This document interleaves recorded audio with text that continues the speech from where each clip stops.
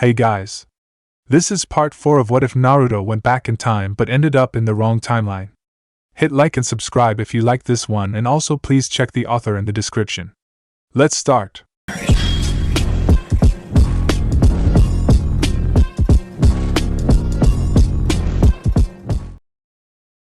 Chapter 31.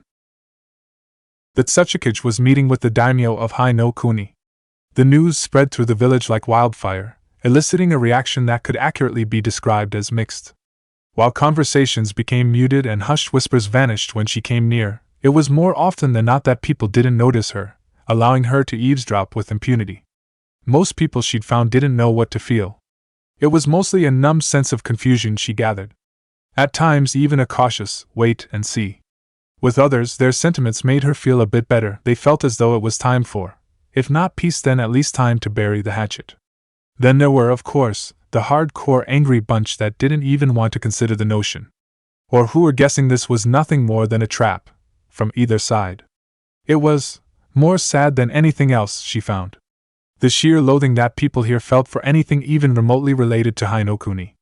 The hatred ran bone deep, to the point that she'd heard no less than 3 different groups of people saying that her grandfather, who had run the village since before most people of this village were even alive, wasn't fit to remain in office if he was even considering this in any legitimate way. It made her wonder, made her worry. She knew how much her grandfather hated Konoha. It was practically a staple of conversation between him and anyone else in the family whenever the subject was brought up. Was he in fact doing this just to lay some kind of trap? Some elaborate ploy? She hoped not. She really did. For all her talk about leaving her friendship with them at the door of Kuta's palace, 6 years can't be erased no matter how much she tried. And she was trying. And so it was that, after over a month of being in the village, that she found her courage to march into the Kage Tower, moving through the halls with an ease brought on by familiarity more than practice. She thought about stopping at the secretary, asking for permission to enter, then promptly dismissed the thought. She never used to ask for permission. She never needed it. Why change things now? Especially when there was a chance she might be turned away. She marched straight past her, and the woman at the desk looked up from her work in time to see the back of her head as she marched towards the double doors. Miss! You can't go in there! She turned the knob and opened it, ignoring the protests behind her. Anoki looked up from his desk, irritation clear on the lines of his face before he caught sight of her, and the initial emotion was quickly replaced by surprise. Kuratsuchi? The secretary finally caught up. I'm sorry, sir, she just moved right past and it's fine now, her grandfather said, holding up his hand before waving her off. Don't worry, I'll speak with her. The woman nods, and Kuratsuchi could almost feel the glare at the back of her head as she stepped past the portal and into the room, the door closing behind her. She hoped she didn't look as nervous as she felt. Frankly, her grandfather looked nervous enough for the both of them. She'd find it funny if it wasn't so depressing. What brings you here? I heard you're going to start some negotiations, she said, straight and to the point. This was awkward enough without dragging it out. The old man laced his hands behind his back. A nervous tic? Some kind of sign? It's a shame she didn't know him well enough to know for sure. I will be speaking with Kutu. Yes. His face is more neutral now, she notices. Guarded. Are you being serious or is this just? She trailed off. The old man frowned. I will do what's best for my village, Kuratsuchi. And what does that mean? She stressed, not appreciating the fact that he was talking to her like an enemy. That means he stressed, that if what's best for the village is to engage in genuine negotiations with Hai no Kuni, that is what I'll do, just as readily as I will use this as the opportunity it is if that will serve the village instead. You showed up with 12 AMBU. That's enough potential battle strength to kill him 10 times over. And that was when you were just there for a pickup. Don't think him so weak, or so vulnerable. He answers.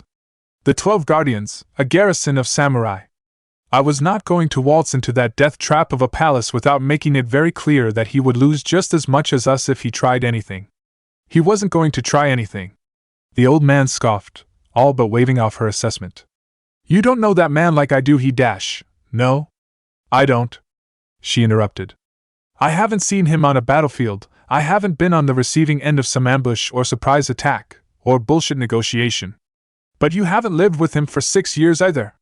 So why don't we both just admit we're both ignorant and not get into some debate about his character and just talk about what you're going to do?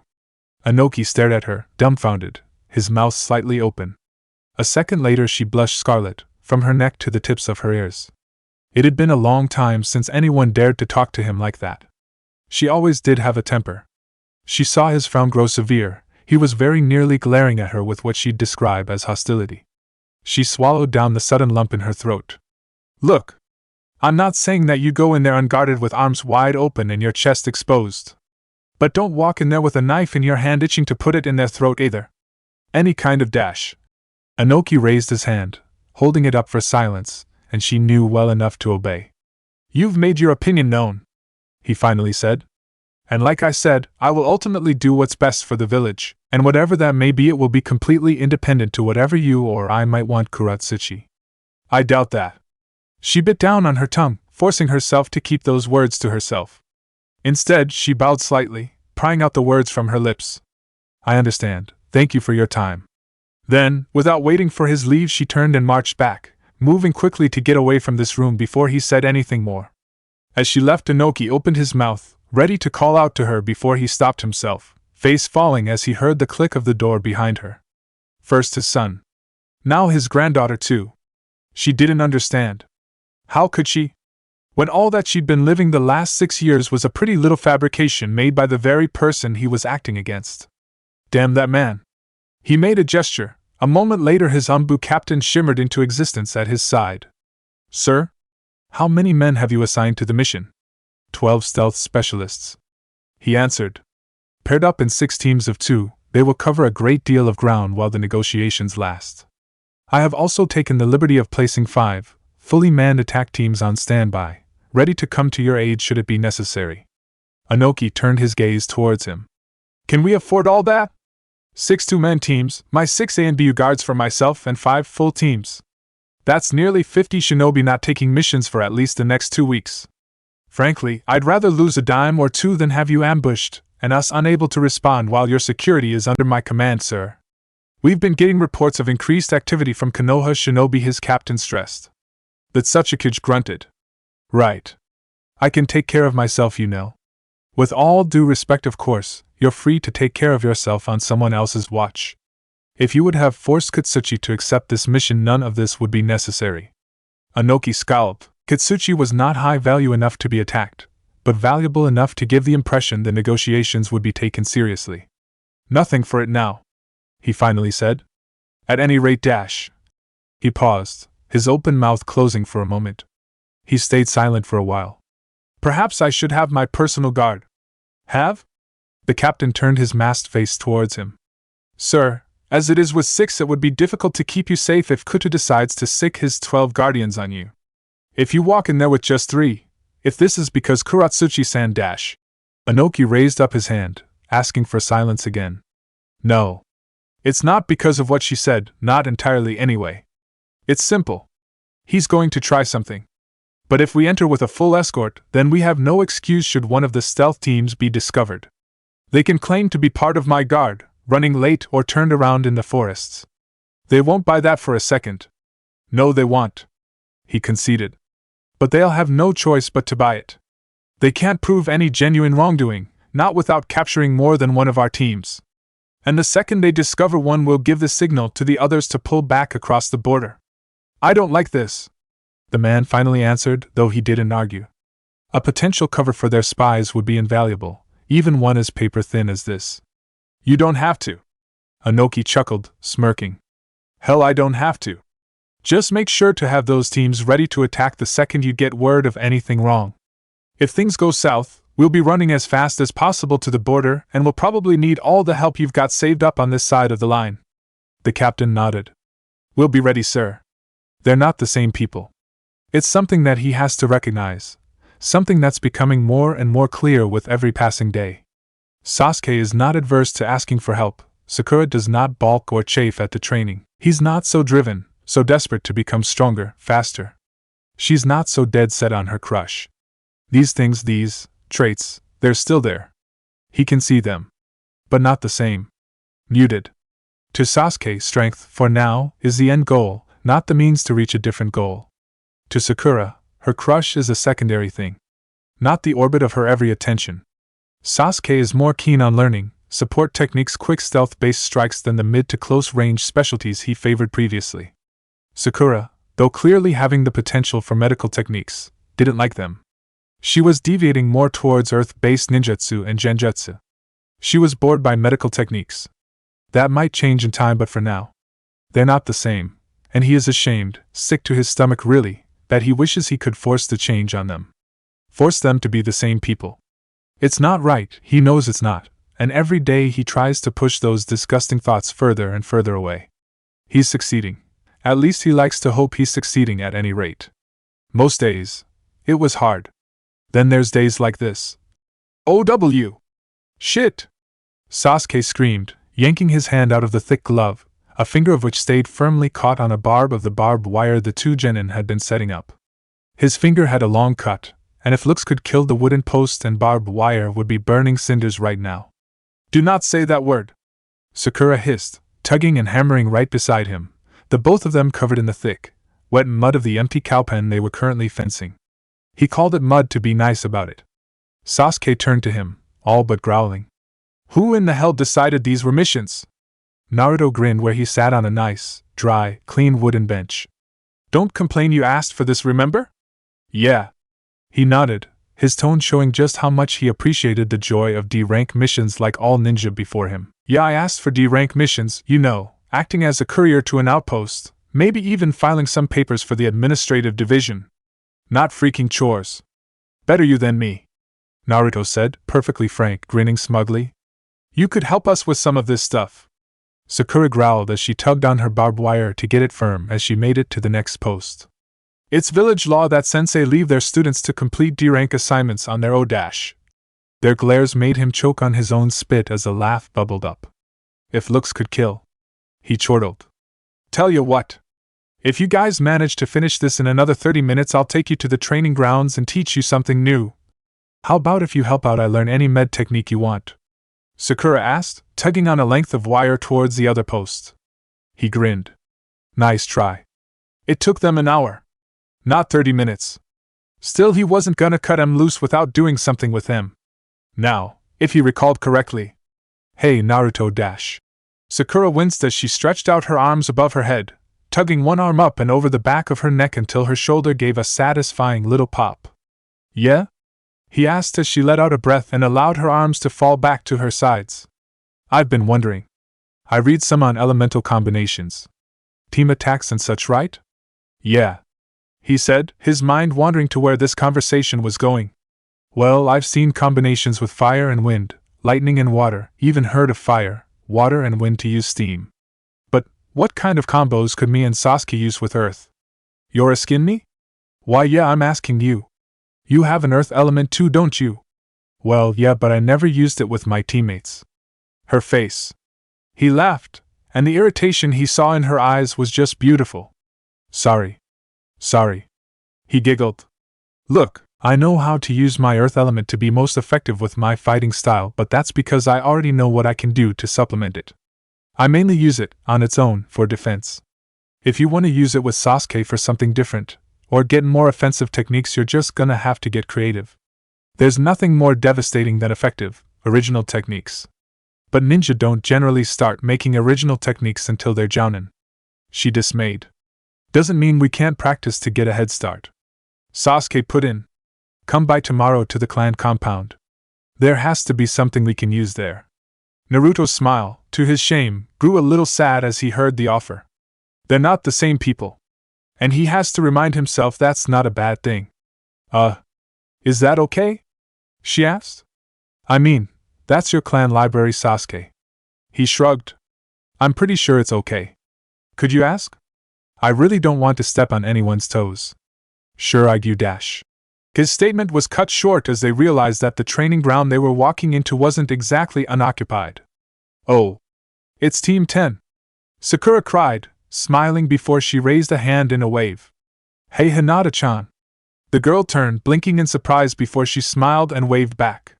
The hell are you idiots doing here? Kiba shouted across the distance, crossing his arms as he walked up to Hinata's side, his face scrunched up as he caught sight of Naruto. What's up with the Chunin? You stalking genin teams or something now? Hinata smacked his shoulder, giving him a stern look.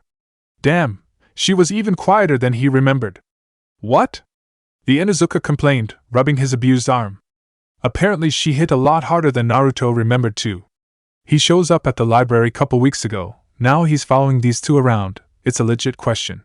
He's our sensei, moron. Sasuke drawled. Kiba's laugh was caught in his throat. What? Seriously? The laugh clawed its way up and snaked its way past his teeth. You're short one teammate and now got a shorter sensei?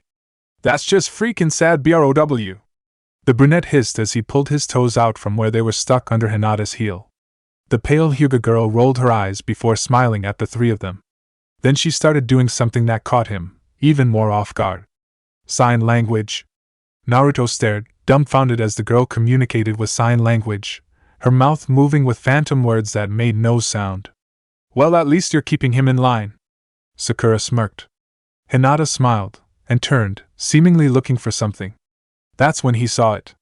Now that he was looking, it was obvious, painfully so. A thin scar. The diameter too thin for a normal blade. Wind. Something precise, aimed. Through the side of her neck, behind the windpipe, arteries and delicate tendons. Someone cut her vocal cords. What happened? Listening to me? His sudden reverie was cut short, visibly snapping out of his daze as he turned and found Sasuke staring back at him.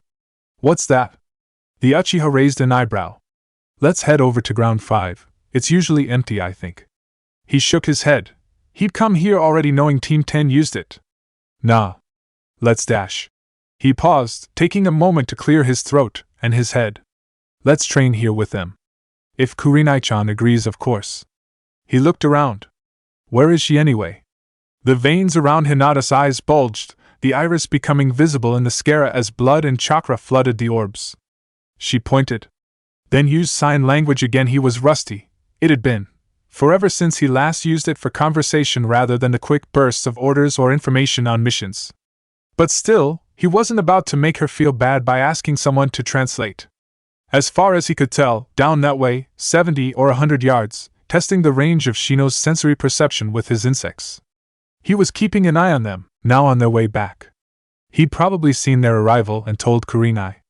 God, why was Hinata so badly hurt? Sasuke raised an eyebrow.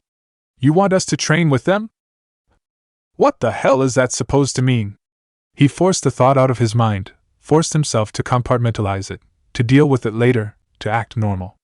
Yeah, he answered, ignoring Kiba. It'll be good for you guys. How exactly?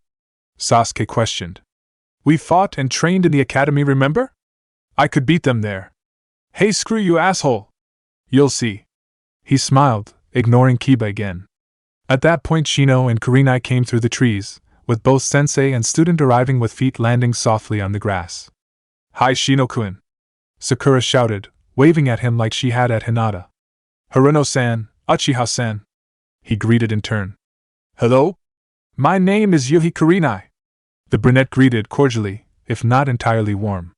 Is there anything we can do for you? Heya! The blonde grinned, stepping forward and extending his hand for her to shake. I'm the awesome Chunin sensei for Sasuke and Sakura here.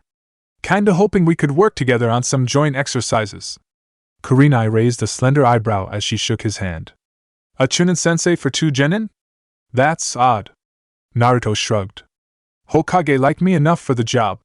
I suppose that's good enough for me, she said, still looking unsure. But why exactly would you want joint training exercises?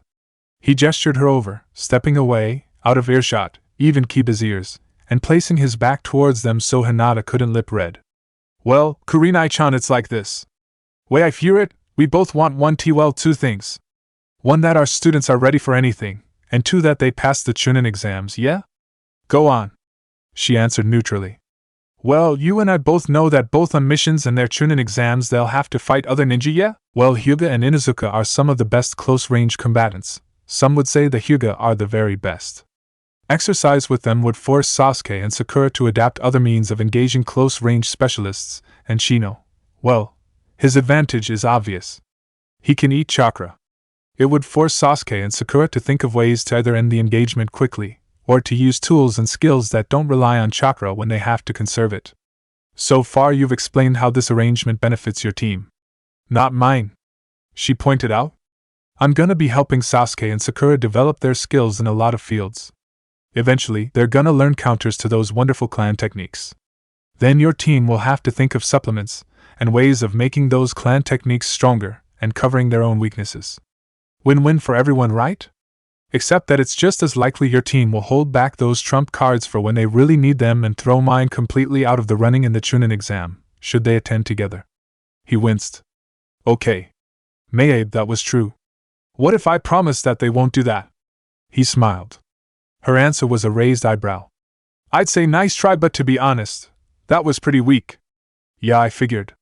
He pouted. Well, what if I agreed to give Hinata, Kiba, and Shino one good B-rank technique? What makes you think I can't teach my own students? Well, because you're a genjutsu specialist who is a low-tier A rank at best, and never really specialized over much in nin or taijutsu, which your team specializes in.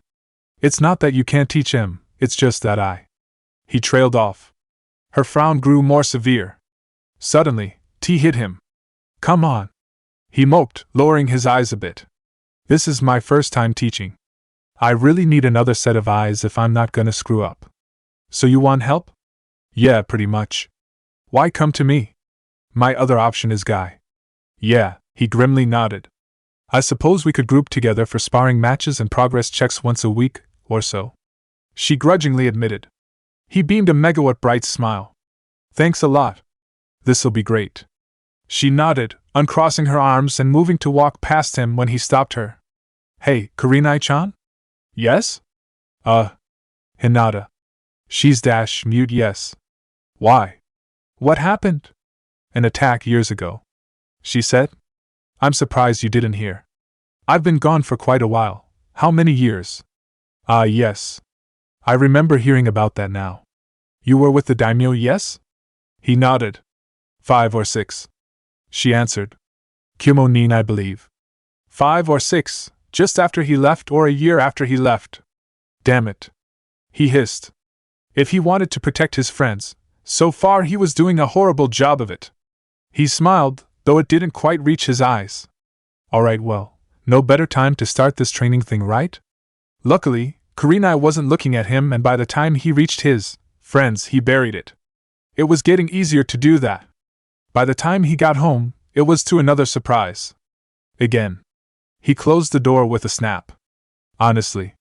Why do I put a lock on my door, or have you house sitting? Itachi shrugged, flipping a page on her chosen book. You never said to keep people out. He facepalmed, even as he caught the slight smirk tugging at her lips. What's that supposed to mean? You avoiding us, Naruto-chan? Ryuko shouted from his living room couch, or better to say from his living room floor, her feet propped up on the couch. We wanted to come see you. Kyofu frowned from where she sat across from Itachi. We weren't sure why you were avoiding us. I wasn't avoiding you. He protested, surprised. We've been back here a month and haven't seen you since, you inconsiderate ass. Ryuko rolled back to spring up onto her feet. You know, at first I thought you were playing hot Uchiha Mama with Miss Tall, Pale and Sexy over here. It was amazing how Itachi didn't even bat an eye from her book while he was choking on his own tongue. But then we go and find out you have students now. The silver-haired Chunin scoffed. Come on, Naruto. You could at least go through the whole song and dance of the breakup lines. It's not you, it's me, and I need some space before trying to split up the team. She joked, but the smirk on her face was a little uncertain. Boy. I'm just nailing bullseyes today, huh? It's not like that, guys, really. I asked Naruto to take over Sasuke's training. Itachi suddenly said, reminding him of their impromptu cover story. Frankly, Chunin or not, he is one of the best shinobi I know. He breathed a mental sigh of relief, thanking his roommate for the quick save. Look, guys.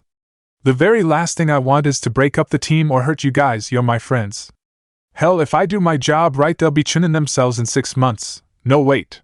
5 months. Chunin exams in 5 months. He nodded to himself at the correction.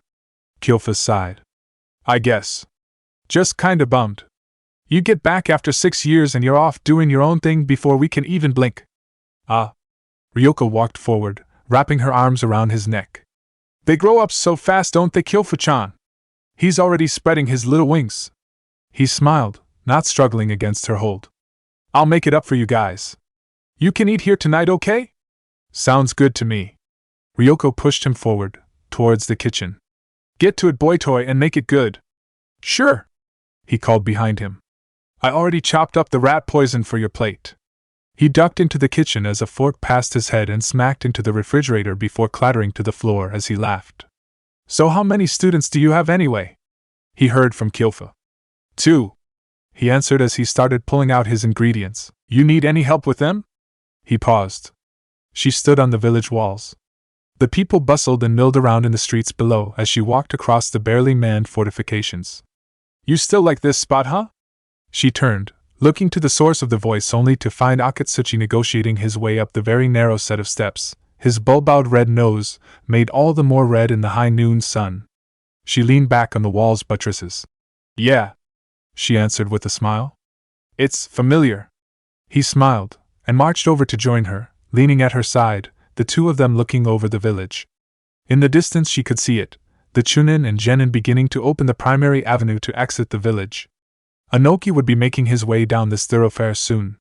Not in so much a parade but enough to make it plenty official. Penny for your thoughts, he said. You won't like my thoughts, she flatly replied. You're worried, and pissed. She shook her head. It's just. She took a breath. It's just goddamn sad, you know.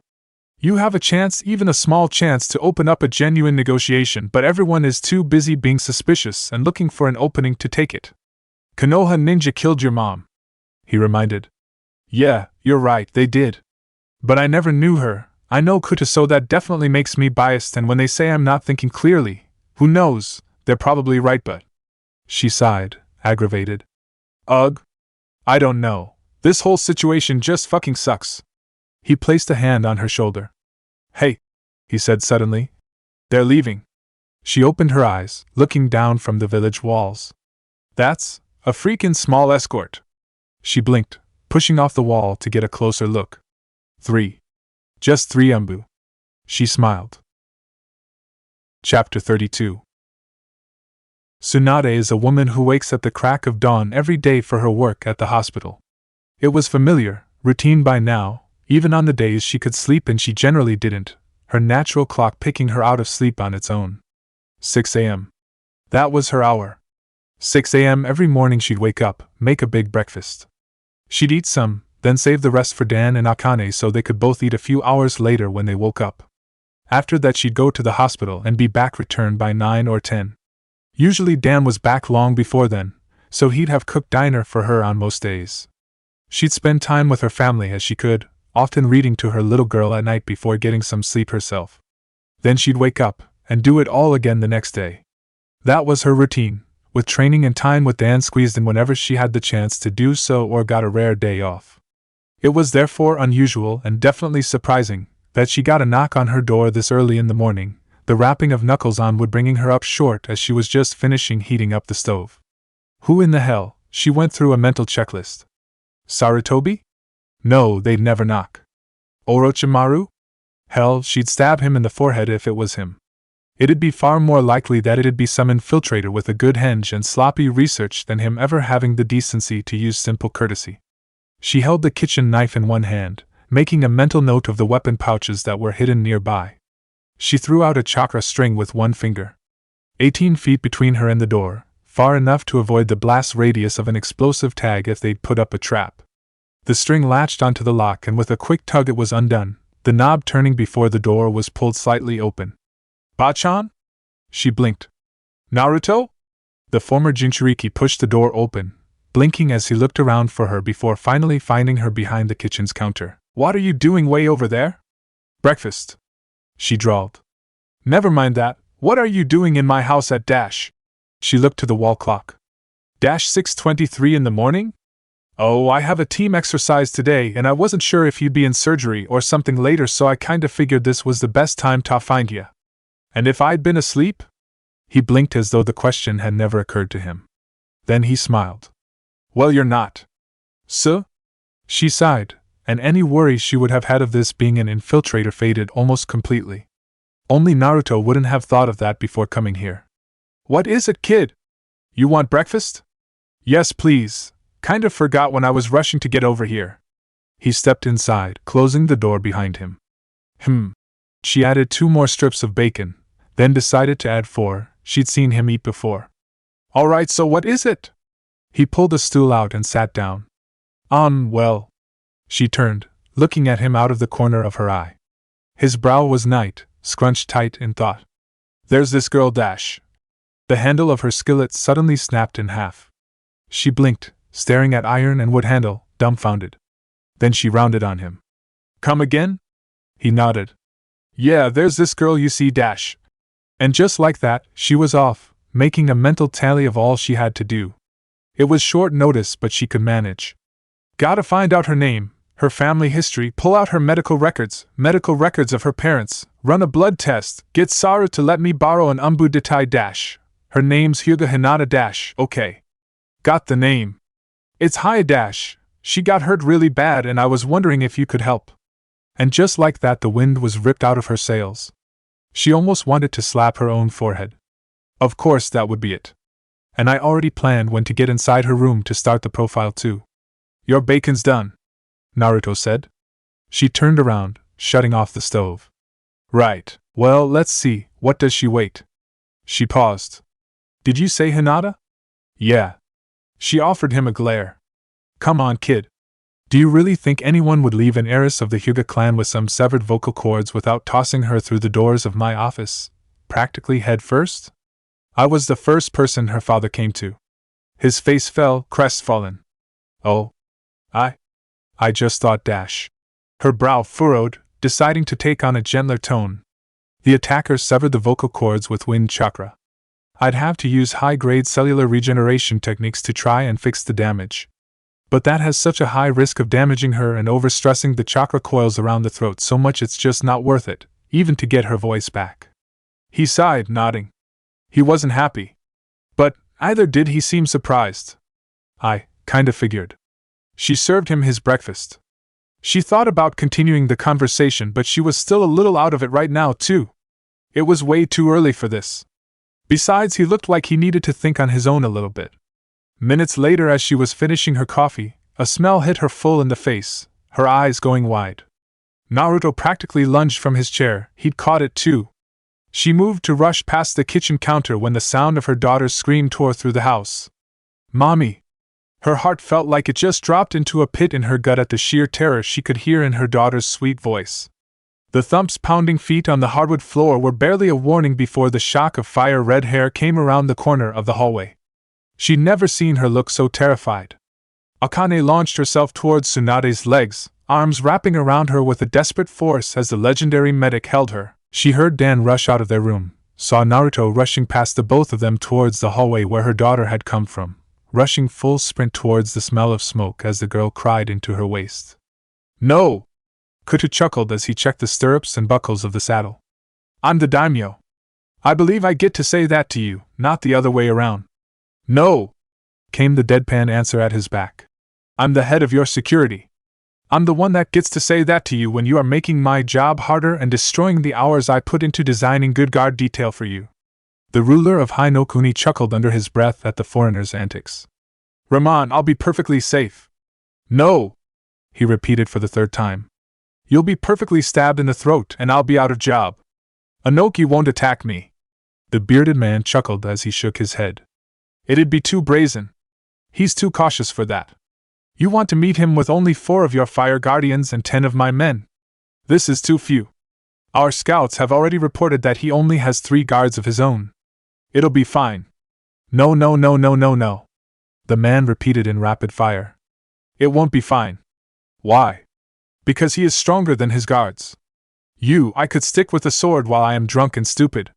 He frowned, turning to look over his shoulder at the cheeky head of his security. "I will remind you that I am your daimyo." "Yes, lucky you, because master swordsman you are not, you'd never make a living that way." He decided to ignore the man and turn back to the horse he was saddling. "I understand your concern, but I know the man. I know his strategies, the means he uses to attack. He's the kind of man that likes to escape with the image of integrity firmly intact when he can do so. Attacking me would make that impossible. He is old. His mind is not what it was. He is getting stupid, like when he made the bet. Better if you just let me do my job and surround you and him with 100 men, yes? The answer is no. Kuta flatly replied, practically feeling the glare burning at his back. 4 of the Guardians, 10 of your men, plus the garrison at Nagasino will be more than enough for peace talks, Ramon. I am not liking this. The man hissed. You are being too trusting, you are like horse with blinders over the eyes. Kuta snorted and turned around. Tell me. He began. Are you, perhaps, mistaking my eagerness for a lack of caution? That is what I just said. He flatly replied. What would you call it? Knowing my enemy. He smiled. I know, for example, that Inoki has chosen to appear with only 3 guards because he has at least 7 different teams, probably more, infiltrating the border now. Light patrols, nothing substantial will be risked or lost. Sarutobi has doubled patrols with sensors covering more sensitive areas.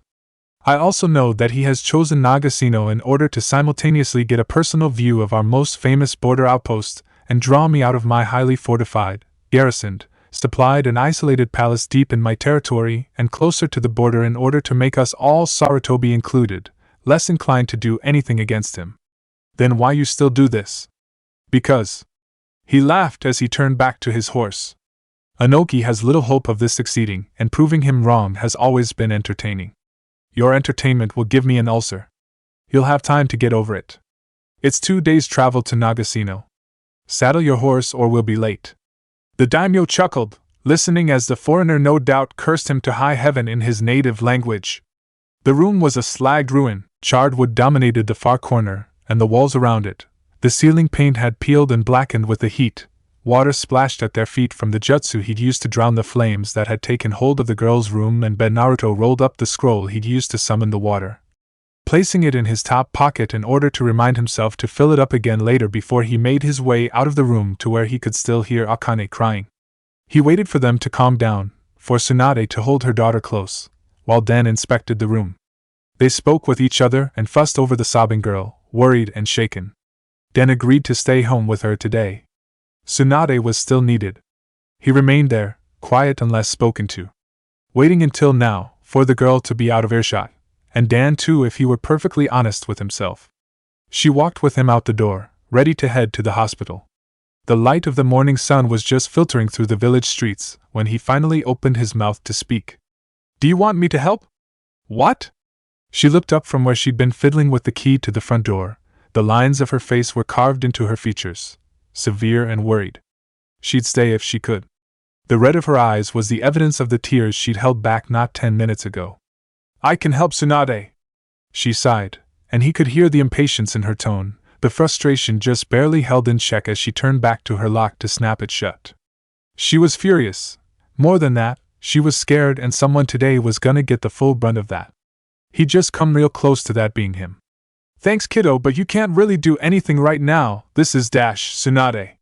He interrupted her, staring at her, willing her to understand. I can help her with this problem. His tone must have been clue enough. Her eyes, as they turned towards him now, were sharp, appraising. Help her with what exactly? What do you think this is? She didn't get her red hair from you. He offered as an answer, nodding as she stiffened just a bit. Yeah. I know. You know I'm the only one in the village that can help. He offered. You. She hesitated, looking around for prying eyes or attentive ears.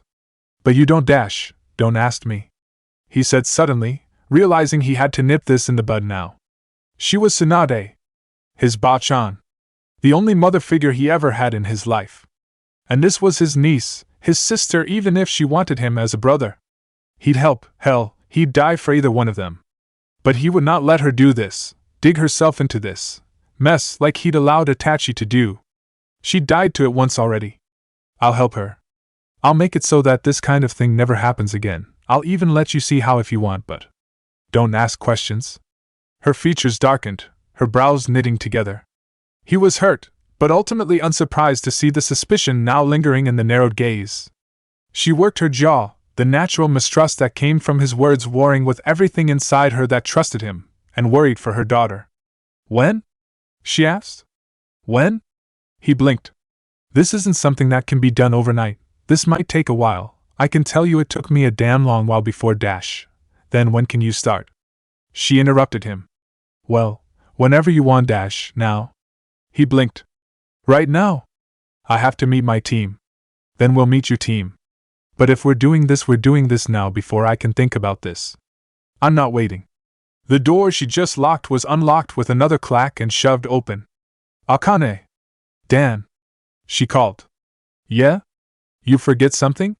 The man answered from somewhere in the house. I'm taking Akane to the office with me.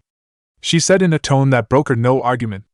Minutes later they were walking down the road towards the training ground. I thought we were going to the hospital, Mommy. Akane asked. Her eyes were still red, but she'd bounced back from the scare well, even if she still clutched her mother's hand. Kids were tougher than people gave them credit for. We will in a little bit, hun. Tsunade answered, smiling as she held her daughter's hand, walking down the road with her, Naruto at her side. We're just gonna go with Uncle Naruto for a little bit before that, okay? K. She chirped, before pulling her hand free of Tsunade's and walking around her to get to Naruto and hold his hand instead. Uncle Naruto, when did you become a ninja? At 5. He answered with a smile. Her face scrunched up, unpleasant. But I'm 6 now. Well, I took a special class. Can I take it? Irika-sensei's boring. He couldn't help it. He threw back his head and laughed. Oh man. I know that feeling. He snickered, unable to suppress his laugh for a good 20 seconds. It's okay though, he said as he finally managed. You're graduating sooner than most. You'll be done in just 2 more years, right? But that's so far away. Oh. They'll be gone before you know it, he said easily. And hey, guess what? I'm gonna be helping you and your mom out today. With what? Well. He paused, looking to Tsunade as he asked this question, gauging her reaction. Do you know what a Jinchuriki is, aka-chan? No. She said, walking beside him, eyes straight ahead, completely unperturbed. Tsunade's eyes closed, pained. He frowned a bit. They hadn't told her. He didn't really like that. But at least Tsunade was willing to accept that they had to tell her now. Good. That would make things easier. Well, I'll explain it to you in a little bit. Hey! You know what? You're probably gonna get to meet my teammates. Are they nice? Sakura-chan is. Sasuke acts mean, but he's a big old softa inside. Make sure to give him a hug to make him feel better. He snickered at the mental image. K. Sasuke and Sakura? He turned, looking at Tsunade. Oh yeah, I didn't tell you. I've got students now, Sasuke and Sakura. She raised an eyebrow, stopping mid-stride. Wait. Students? 2? Not a full team and you're only a chunin? He shrugged. Old man thought I was good for it. That changes things. I thought we were meeting up with Kyofu, Ryoko and Oroku. He blinked. How does that change things? I thought we were meeting up with Orochimaru Naruto. She thought, then shrugged. That's fine though. I'll contact him and he'll show up. Why do you want him to show up? He balked, nearly reeling. The fact that Tsunade willingly associated with that psychotic freak was still, by and large, bizarre to him in every way imaginable. The fact that she wanted to call him for help, or let him anywhere near her daughter, was just stupefying. He's the foremost expert on seals in Konoha Naruto. She frowned. Hell, he practically designed the seal. She corrected at the last second. Of course I want him there with you. I love you and adore you, kid, but I'll get 10 people to look over your shoulder if I have to, whether you like M or not. Why don't you like Uncle Roki, Uncle Neru? He looked at Akane, frowning with a mixture of sadness and frustration. This is Akane Naruto. He's going to be there. I'm going to get him. It's that or this doesn't happen. Do I make myself perfectly clear? She glared. He sighed, aggravated. He knew better than to try and argue with Tsunade when she got like this. Fine, he said. Just. He trailed off, not knowing how much she'd be able to do, or was willing to do, to keep Orochimaru far away from him. She looked at him, eyes a little sad now. Why do you fight with him so much? Why don't you? He wanted to hiss. Instead, he shook his head. Come on. Hey team. Your la dash. The words that brought a feeling of nostalgia were cut short, dying in Sakura's throat as she caught sight of the people beside him. More particularly one of those people.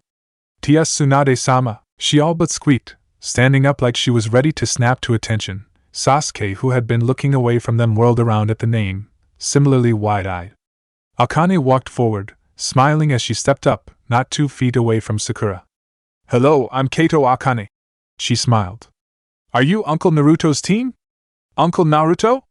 Sakura asked, blinking, the connections forming up easily in her mind as she put the pieces together. She shook her head, pushing herself out of her stupor. "Ah." She smiled, it seemed just a tad forced, pushing happiness through her confusion and surprise as she looked at the girl and held out her hand for her to shake. "I'm Haruno Sakura. Very pleased to meet you." Akane beamed up at her, oblivious to the slightly forced nature of her smile as she shook her hand. Sasuke stepped forward, standing at his pink-haired teammate's side. "Uchiha Sasuke." He held his hand out. She stepped forward, passed his hand and hugged him around the waist. Was the sound that came from him, hands held stiffly up, away from her as his eyes shifted this way and that way looking for help. Naruto snickered, and the raven-haired youth immediately grew suspicious. "Uncle Naruto said you needed a hug to feel better. Do you feel better?" The only satisfaction Sasuke drew from this situation was that Tsunade smacked his short sensei along the back of his head. "Yeah," he said. "I feel much better now." He turned, looking at Sakura, frowning as she giggled, fruitlessly trying to hide it behind her hands. The little redhead girl pulled away, smiling up at him. Naruto smirked. "Small change of plans, guys. I need to help my niece out with something for today. Let me think. Tsunade stepped forward, interrupting him.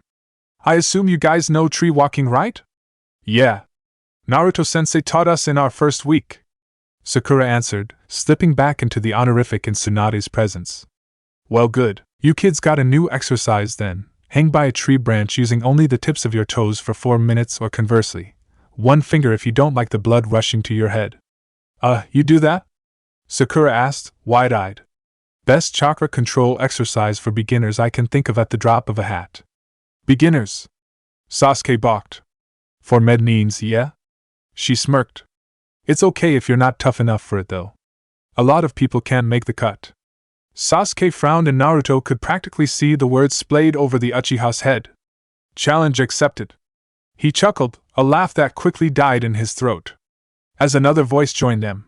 "Simplistic chakra control? None of your famous evasion training? My Tsunade parenthood has made you soft." "Roki-chan." Akane squealed, rushing past Sasuke towards the deathly pale ninja as he seemed to appear from nowhere. The yellow-eyed snake smiled, patting the girl's head as she hugged his leg. The pale nin looked to Sasuke and Sakura. "Here." He tossed them both a scroll. 1B rank elemental technique for your respective elements. It should keep you busy for the next month. Naruto's lip curled the faintest bit, try as he might to keep his face neutral. "Are you keeping tabs on me? Don't I always?" The man grinned. That wicked, sick smirk was like a taunt. The tension between them was palpable, broken only by Tsunade's voice as she decided to step closer, practically standing between them. "Thanks for coming, Oro." He turned his gaze away from Naruto and towards his teammate, nodding once, the smile he'd sported just a second ago, now gone. "Of course." Then, he turned his eyes towards Naruto again. "So, what is it that you've brought us out here for, my old student?" Nagasino Outpost was the outpost that stood on the very border of Hinokuni and Iwagakure. It was part fortress, part border guard, part supply depot. No other military structure had been taken and lost quite as much during the last Great War. It was the first warning for either country. If IWA wished to invade, they'd need to get past this location, and if Konoha wished to prepare a campaign, this would be one of the places where, by sheer logistic necessity, there would be heavy movement to and from this base. So it was no surprise this place is where Inoki chose as the place to entertain this meeting. It was within Hinokuni's border, but it was land that he knew just as well as any Konoha shinobi, close enough to the edge of Iwa's territory as to give them a readily accessible escape that was barely at 6 hours sprint and isolating Kutu from any readily available help. As they made their way through the thickening forest and laid their eyes on it, Inoki and his 3 Umbu guards couldn't help but notice the changes since they were each last here. The damages had been repaired, the trees pushed even further out of the perimeter, the walls sporting more unseen defenses. Pits and caltrop traps surrounding it, A seal array to disrupt the wall-climbing technique and a subtle genjutsu he could sense but not determine its effect. He tried to dispel it. It didn't work. A seal array perhaps? He could spy at least 3 men on the walls now, sporting peasant-grade armor and the distinctive Yari spear. If there were no shinobi within, he and his men could slaughter everyone inside easily. It was so strange, ironic really. This place was so insignificant right now, but many a campaign had been lost, derailed or reliant based solely on who controlled this place at any given time. Tsuchikage-sama. One of the men, Buta, his censor, at his side called to him. My lord, I can't sense anything beyond the walls. I can't say how many might be waiting to ambush us. He wasn't pleased. Was that a new seal design Konoha had invented and implemented since the last war? It'd be impossible on a village proper, too large. But a small outpost like this, as if he needed more reason to dislike this meeting. Still, he doubted it. Too obvious. Too brazen and not nearly treacherous enough to be Kuta style. The man would be caught dead before committing to such basic mistakes. Still, that thought was a cold comfort that gave him little peace. I don't need to remind any of you to stay on your guard, he said by way of answer. They answered in the affirmative, each one beginning to search the area for all the various threats that could be laying in wait ahead of them. As they approached the gates, they creaked open on oiled hinges. The thought of residing here for another 2 days whilst Kuta traveled from his palace to the southeast sat even less well with him, but 2 days of the Wagakure shinobi authorized to be past the border lines was 2 days his spies, scouts, and infiltrators could make good use of. A second later, all those thoughts were brought to an abrupt end. As the gates were pulled fully open, he and his men realized immediately that something was very, very wrong. His eyes snapped up to the walls, fluctuating his chakra through his coils rapidly to try and dispel the genjutsu again. It didn't work. Even this close it didn't work, then, it was gone. Not broken. Released. Now he could see the men on the walls for what they were. They weren't peasants standing on the walls with their Yari spears. They were peasants impaled on their spears, held upright by the long shafts of their weapons. Their sickly, pallid skin gave evidence to the fact that they'd been dead for half a day already, if not longer. The stink of decomposing flesh in the high noon heat was added to the stench of blood that had struck him and his guards the second the doors were open. An attack. Not by Kutu, obviously, but by someone else, someone who wanted to pit them against each other, kick off another war. But who? Kyumo? Kusa? Aim? The list of enemies of both their countries was extensive. Sir, we should leave now before whoever set this trap springs it shut. Torai was the one that spoke this time. He was about to answer, he just opened his mouth to speak when another voice did it sooner, cutting him off. Oh, I'm afraid it's too late for that. The shock ran through his whole body, and even his years of experience and skill were barely able to save him from the blade that would have carved open his throat had he been just half a second slower. His other 2 guards were not quite so fast. Red arterial blood sprayed from Buta's throat. The artery that ran along the inside of Tori's arm was carved open. He'd bleed out in a matter of seconds. In fact, he stumbled on his second step and fell on his side before he could even fully realize what happened. The man was dead by the time Inoki's feet hit the ground. Adrenaline surged through his veins as he glared at his third guard. Mao. His attacker's shoulders slumped. I guess I'm not as good as I thought. I really thought I'd get all 3 of you. If you're going to kill someone, just do it. Don't waste time talking about it. He spat, searching with all his senses for the others that must be with this one. He had no illusions as to his invincibility, but one had to be supremely stupid to take on a Kage alone, no matter what their skill level. But where's the fun in that? The foe Iwa Umbu shrugged. Then we don't get to have the fun back and forth. Like this. You can't have a good fight without a back and forth beforehand. It's like foreplay. Inoki's lip curled in a sneer. Was this stalling for time? It was the only thing he could think of. In which case he'd better press the attack now. With that thought in mind, that Tsuchikage made 3 hand seals in rapid succession before slamming his fist into the earth, immediately encasing his enemy in a tomb of pure rock that began sinking into the ground. As it sank, Inoki's surprise grew considerably as the man just stood there, more and more of his body being revealed as the earth technique sank back into the grit that had birthed it. He was different though. No longer was he wearing the white porcelain mask, or the form-fitting black armor. The mask was orange, a single eye that spread into a spiral effigy that covered the surface of it. His robes were black, thick and heavy. He shook his head in time with his wagging finger. Interrupting people is rude, the man chided. Why? I haven't even revealed my surprise yet. Oh no, wait, 2 surprises.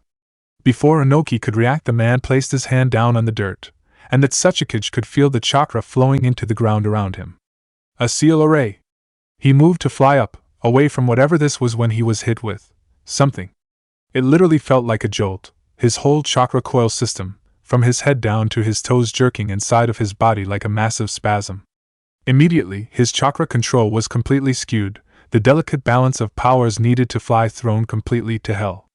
He stumbled back onto the ground, nearly tripping to fall on his ass, before he recovered his footing. He grit his teeth. No flight. So he couldn't flee, his chakra control was thrown off, so he wouldn't last long in a drawn-out fight. This wasn't looking good.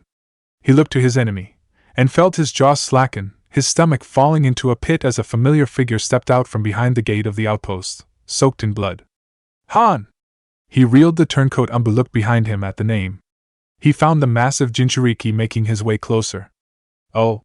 You weren't supposed to come out yet. I haven't done a good build-up.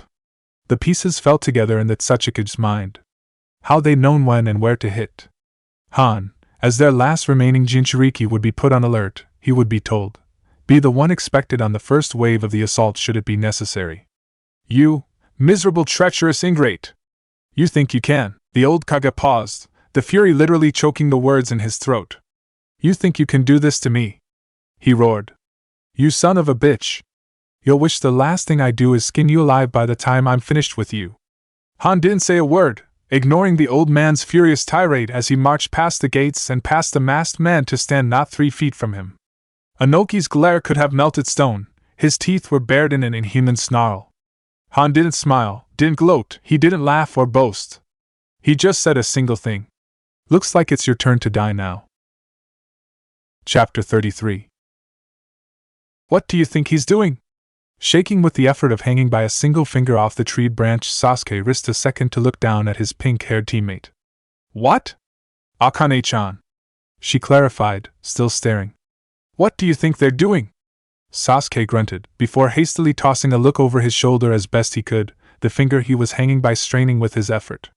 Naruto sat beside the girl, one hand resting over her forehead as she lay on the grass, an ink and brush set rested beside them, the same ones Naruto had used yesterday to draw the strange kanji over her skin. I don't know. He grunted. Refusing to cease the ungodly chakra control exercise Tsunade had described, even though he felt his finger was about to tear off. Why don't you ask him? It's none of my business, Sasuke, it'd be rude. She chided. The Uchiha was confused, but luckily, someone else put his thoughts into words for him. No more rude than staring at them like a roadside spectacle. Orochimaru-sama. He wasn't sure if it was the surprise of Orochimaru's presence, or Sakura's appalled shriek, or just the pain he was experiencing that got him to finally release his tenuous hold on the tree. But whatever it was, the cold rush of relief that swept over his overtaxed digit was one of the most soothing sensations he'd ever experienced in recent memory. He hit the ground hard on his feet as Orochimaru laughed. What are you doing here? Tsunade requested I keep an eye on the two of them, of course. The man smirked. She trusts your little sensei, but she has her reservations. I've been asked to supervise, discreetly.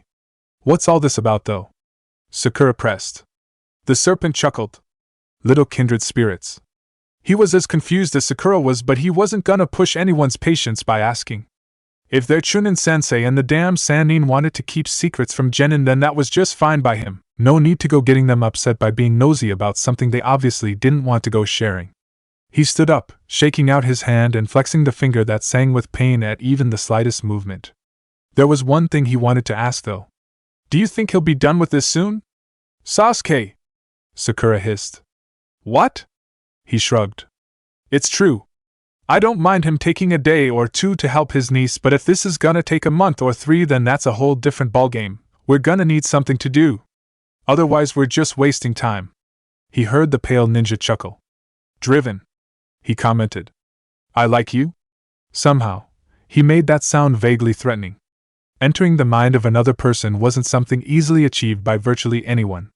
The Yamanaka clan was the only exception he knew of, and that had required a dozen generations of ninja building on the achievements of their predecessors, refining and slowly inventing new methods and techniques by trial and error, techniques that were a very, very closely guarded secret.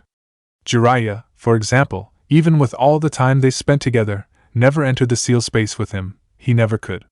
Minato and Kushina's imprints had been part of the seal matrix itself, not their actual consciousness, not their actual soul. It was just a mimic, like a pre-recorded response that was just a bit more interactive than normal. That knowledge hurt more than a little bit when he learned enough about seals to discover his previous assumptions, and hopes that he'd actually seen them were impossible. Even he had never really managed to enter another Jinchuriki seal without help. The closest experience was him with B in order to meet Gyuki. And even then it required B to focus, the Hachibi to reach out and draw him in, and for he himself to do the equivalent of fumbling around like a punch-drunk idiot inside of that seal in order for them to find him. As it was, this process was almost entirely trial and error, and would normally be very, very dangerous with an unwilling Bijou, to the point that it could hurt Akane with severe, crippling damage. Luckily, this wasn't a normal process. Why? Because he had a seal space too. An empty one, but it did exist. Now, it wasn't him invading Akane's subconscious realms, it was him dragging her, and as much as he safely could of the Yambi into his seal in order to meet them. He wasn't gonna put Akane at risk. If anyone was gonna be hurt by getting an aneurysm out of this, it was gonna be him. He knew enough about the terrain of his own mind to enter that seal area, practically at will. It was just a matter of finding the right strings to tug in order to get Akane and the Yambi to follow him in. He tried it all day yesterday, refining and adjusting the seal he'd placed over her head in order to try again and again. Orochimaru had looked on, offering subtle nods, half of which he missed, towards Tsunade whenever she threw him a questioning look. He'd almost scoffed at that, really. For all his being Konoha's expert on seals, the seal he'd placed on Akane was just decent at best. Binding a Jinchuriki wasn't easy. One needed to look no further than Gaara, on how terrible seal experts generally were. By comparison, Orochimaru had done pretty damn well. Not that he was gonna tell him that, but the thought that the man was supervising and approving of his work was downright laughable.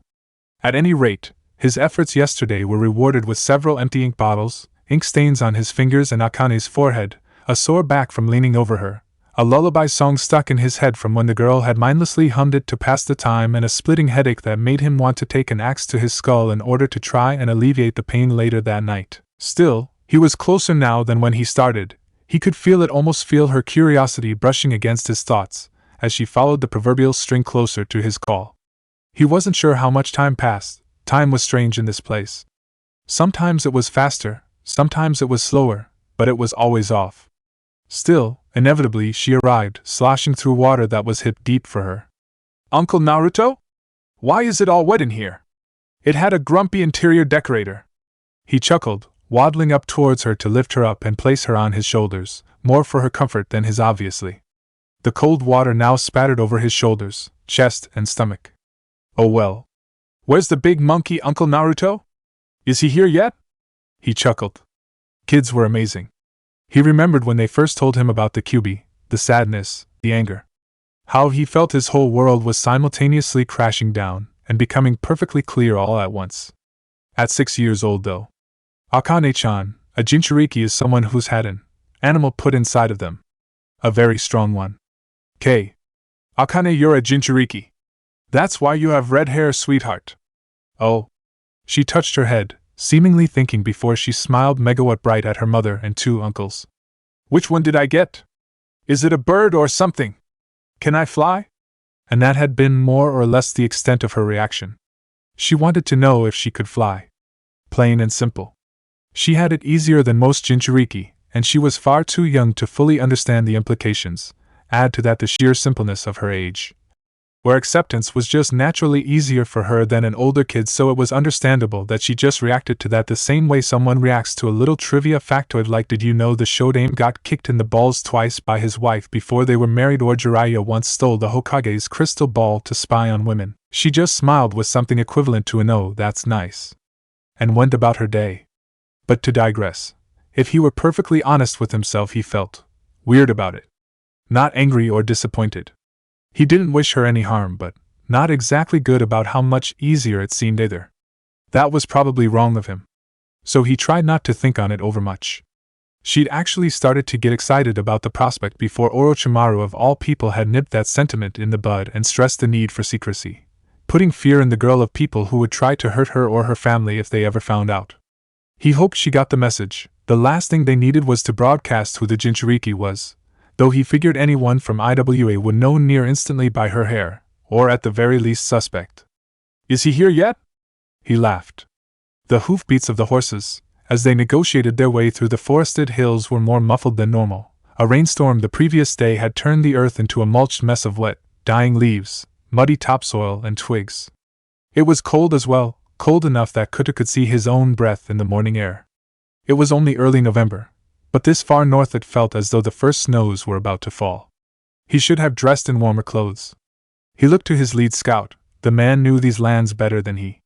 "How much farther?" he asked, looking forward to a warm roof over his head. "Not far, my lord. Nagasino is just over the next rise." He nodded, somewhat surprised but not showing it. He'd come to this place before, years ago during the war. He didn't recognize one bit of it now. How time flies. He kicked at his horse, hurrying it along, moving the pace from a trot to a gallop, his column of guards following behind him on horseback and from the trees. As they rose over the next rise, however, the whole column stopped dead at the crest of the hill. "Surround Kutasama!" Raman barked, drawing one of his swords, the 9 other guards circling their horses around his own, the rustling of leaves giving away the fact that the 4 shinobi guards he'd brought with him had fanned out in their own defensive formation. "The gates are open," he drawled. "Raman." The head of his guard knew him well enough that the command was given with just the utterance of his name. "Matsu Ishin. Go."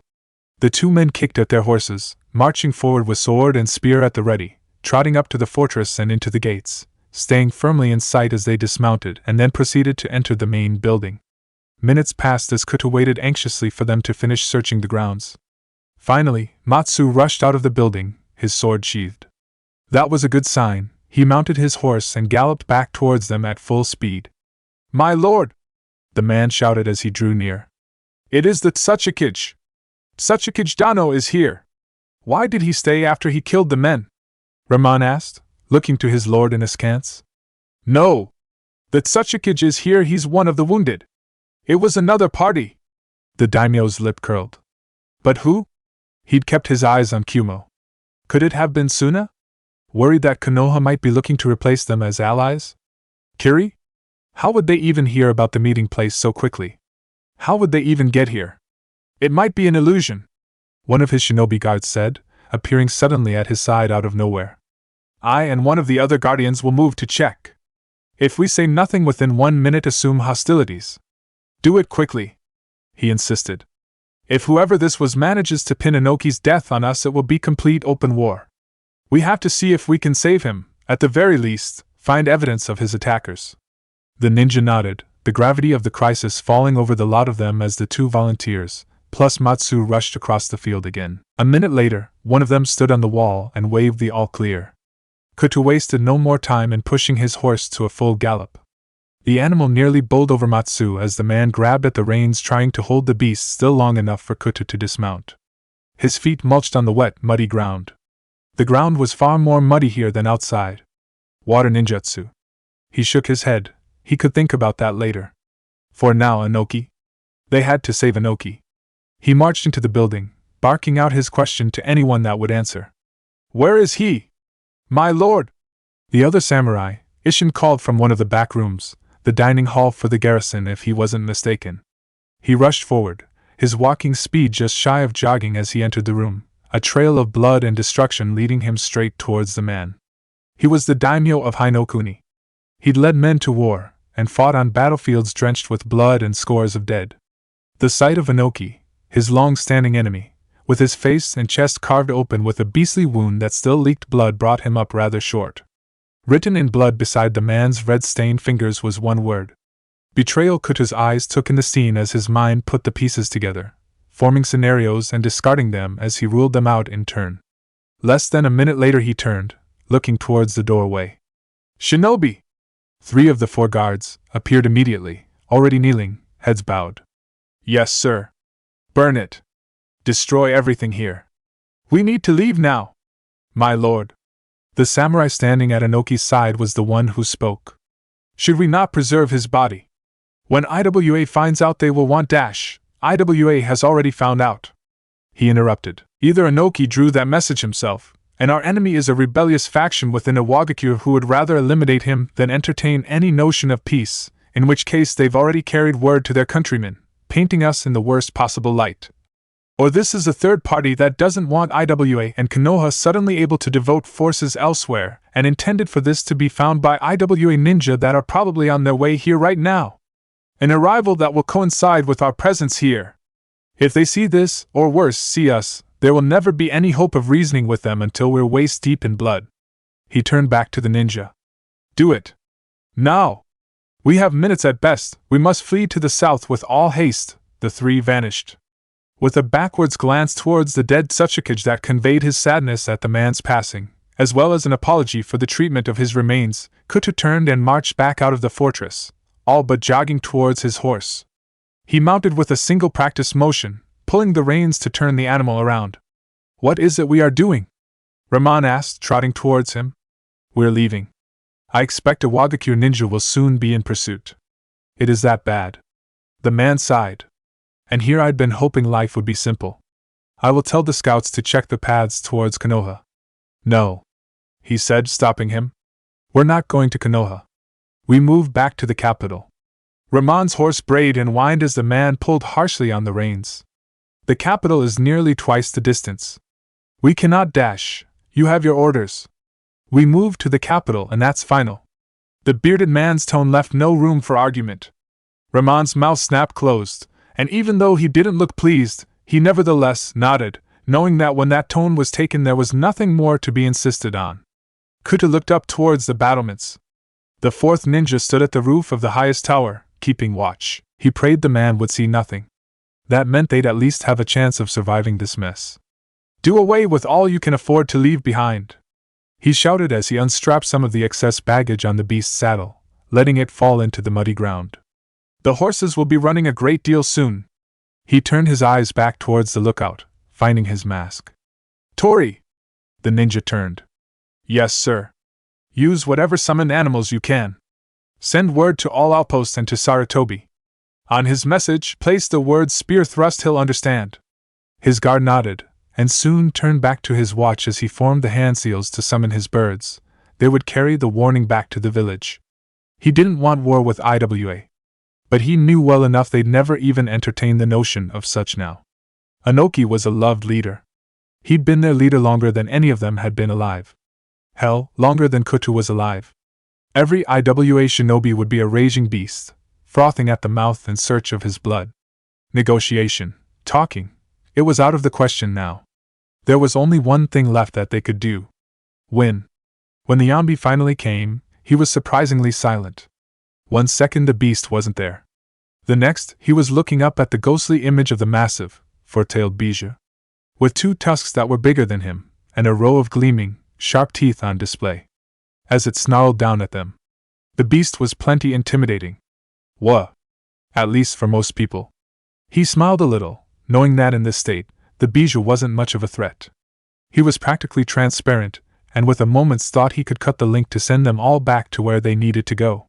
With that thought in mind, he let go of one of Akane's legs as it dangled in front of his chest in order to wave. Hiya! It leaned down as much as it was able before the chain around its throat snapped taut, holding it quite a ways above them as it sniffed the air. I know the small one. But not you. Can I touch him? Akane asked. Not right now, he answered. And I wouldn't even if you could. Why not? He doesn't like you yet, he answered truthfully. What makes you think I'll ever like her at all, human? The demon snorted, pulling back to rest on his haunches. Such arrogance. You humans are all the same as Rashi. Who's Rashi? Akane whispered into his hair. The one that had him before you, he answered, thinking for a moment. Suddenly, he lifted her up and placed her on the wet ground. Talk to him. He smiled. She blinked, clearly confused. He pushed her forward a bit. She looked up at the massive monster that seemed bigger than the Hokage monument from her vantage point. Hi! She waved. I'm Akane. What's your name? The beast was silent for a time. Son Goku, he finally answered. Do not refer to me by that worthless title you humans have pegged on me. Yanbi. K. She said she didn't understand all the words, but she got the gist of what he was saying. Why is your hair red? What kind of question is that? She shrugged. My hair is red too. But Mommy and Daddy already told me it's because of you. So that's where my red hair came from. Where did yours come from? I was born with a girl. It didn't change after like mine? I had Mommy's hair, you know. No, it didn't change after. Is there a point in all of this? The question was directed to Naruto, and to her in equal measure. He figured this was good enough. There were no roars or furious ape-smashing movements, so he'd take it and call it as a win. Better than his first meeting with Kurama, to be perfectly honest. Well, Goku-san, he ventured, as respectfully as he could. Bijou could be prickly. The thing is, Akane-chan has been having problems. Particularly your power over fire. Changes have to be made. It answered flatly. I have no intention of being sealed into a jar again. While you humans take your time to find a host, this one can be changed. It will be done. What exactly are you doing? He asked. That is not your concern. The beast straightened. Now release me from this place. My curiosity is sated and I've had enough of you. Naruto decided to push his luck a little bit. When will it be over? She almost burned down her room. When I am finished. He snarled. Now release me. He decided not to push it. The Bijou was talking to them. The last thing he wanted was for it to close off and not speak at all. He smiled. Okay. Can Akane talk to you again later though? I'm sure she'd like that. The little girl nodded as the Bijou began to disappear. He didn't answer. He didn't say no either. He'd take it and call it a win. Sir.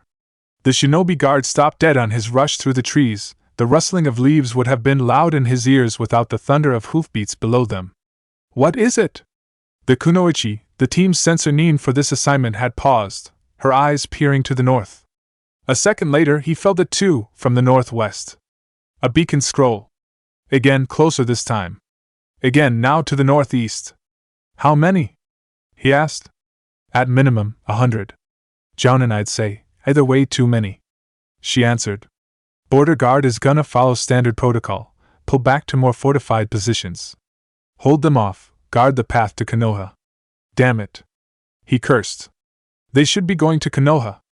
IWA would be run right into the teeth of their defenses and Kutu would be safe. But Kutu got it in his head to move towards the capital. Southeast. Not straight south. Until they were within a handful of miles from the palace in 2 bloody days, this was going to be a nightmare, and that's if they had a significant head start. They didn't. Keep me posted on pursuit parties. They'll pick up our trail soon if they haven't already. We're the only ones that can stall long enough to keep Magajiro-sama safe. She nodded. Understood. He could only hope his bird summons carried word to Sarutobi already. The old man would know what to do. What exactly is he changing?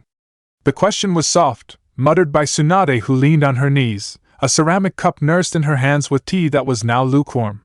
Dan's hand was rubbing circles on her back, though he too seemed out of it. Troubled, bags under his eyes from a night with no sleep, his mouth set with worry lines. He didn't answer when I asked. Naruto replied, sorry for that fact. But according to Naruto, the Bijou said that he did not relish the experience of being sealed into a jar. Orochimaru pointed out. Based on that, whatever he's doing is something that he intends to use to help Akane. You don't know that. Anything different would just see him thrown back in that jar again even faster than normal. Orochi answered. No matter Orochimaru's assurances, she didn't seem relieved. Her features didn't even twitch from the near despondency she'd held since he started speaking. But he didn't know what to say. He didn't know how he could reassure her. The Bijou weren't evil. They weren't cruel or malicious. They were just mad, bitter. Except for Shikaku. That one was all kinds of batshit crazy. But the others were good when you treated them like a sentient being and not a tool. He didn't know how he could say this though. How he could explain, especially not with the snake standing right there. Tsunade. The pale ninja spoke. She'll be alright. You can't, Tsunade. He interrupted. She will be alright. She bit her lip, lowering her head. Before any more could be said between the four of them, there was a knock at the door, a clear chakra fluctuation that told them ahead of time it was an Umbu. I'll get it. Naruto announced, standing up from the couch. As he opened the door to let in the orange light of the sunset, he caught sight of the cat mask Umbu. Hokage Tower. Now. All of you, this is an emergency. Immediately the four of them stiffened in surprise.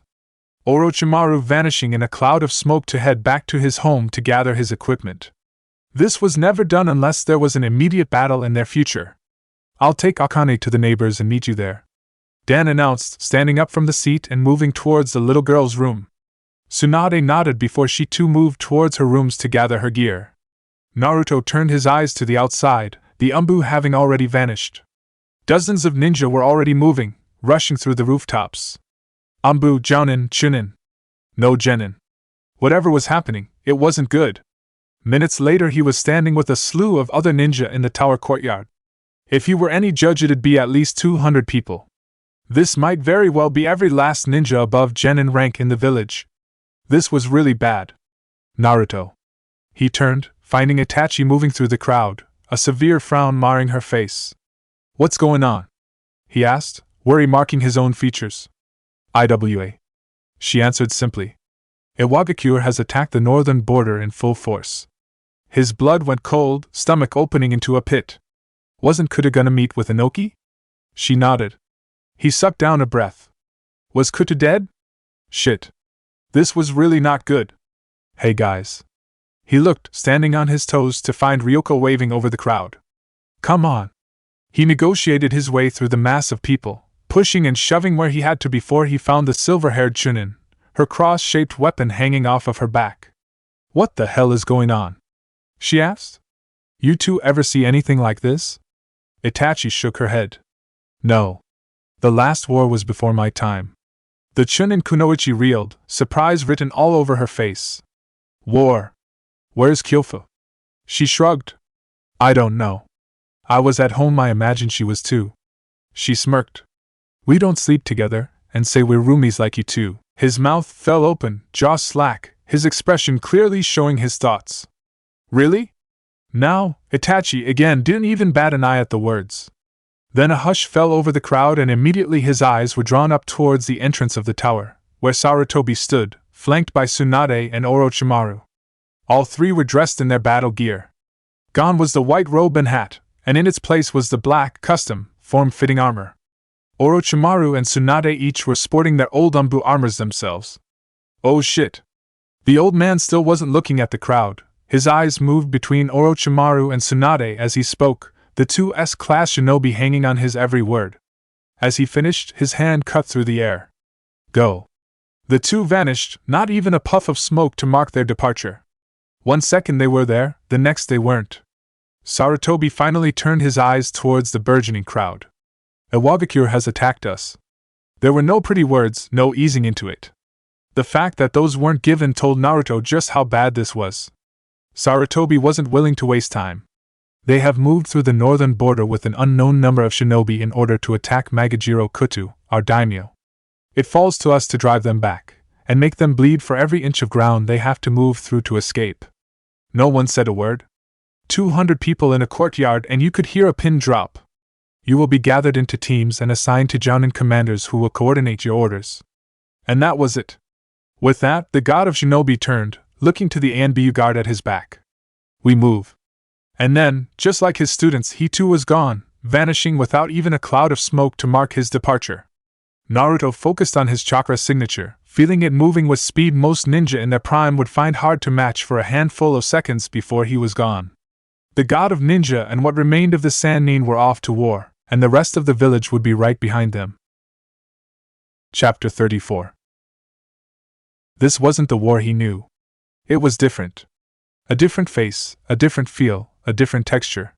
None of it felt like war. None of it felt like his war. He was not a commander here.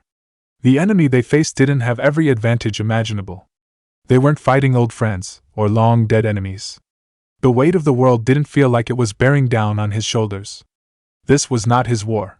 It didn't feel like his war.